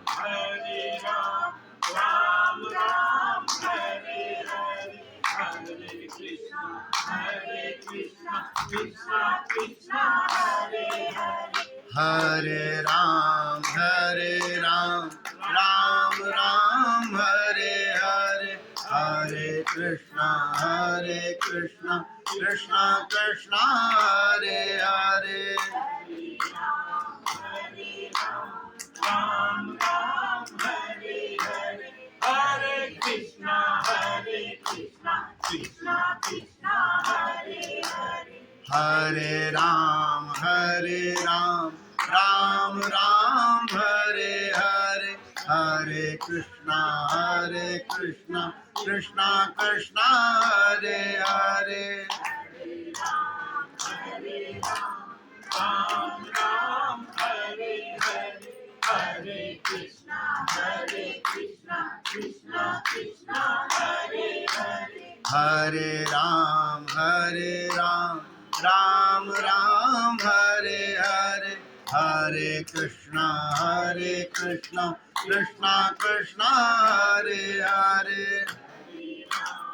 हरे राम राम राम हरे हरे, हरे कृष्णा कृष्णा कृष्णा हरे हरे। हरे राम राम राम हरे हरे, हरे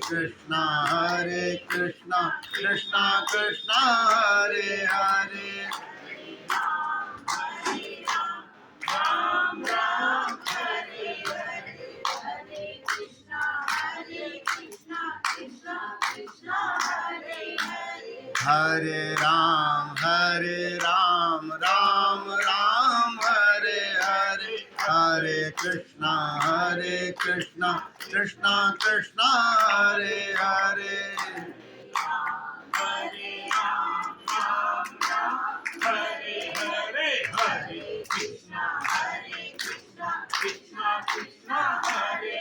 बोलिए श्री सीताराम नाम महाराज की, श्रीमद् भागवत महापुराण की, श्रीमद् भागवत सप्ताह ज्ञान यज्ञ की।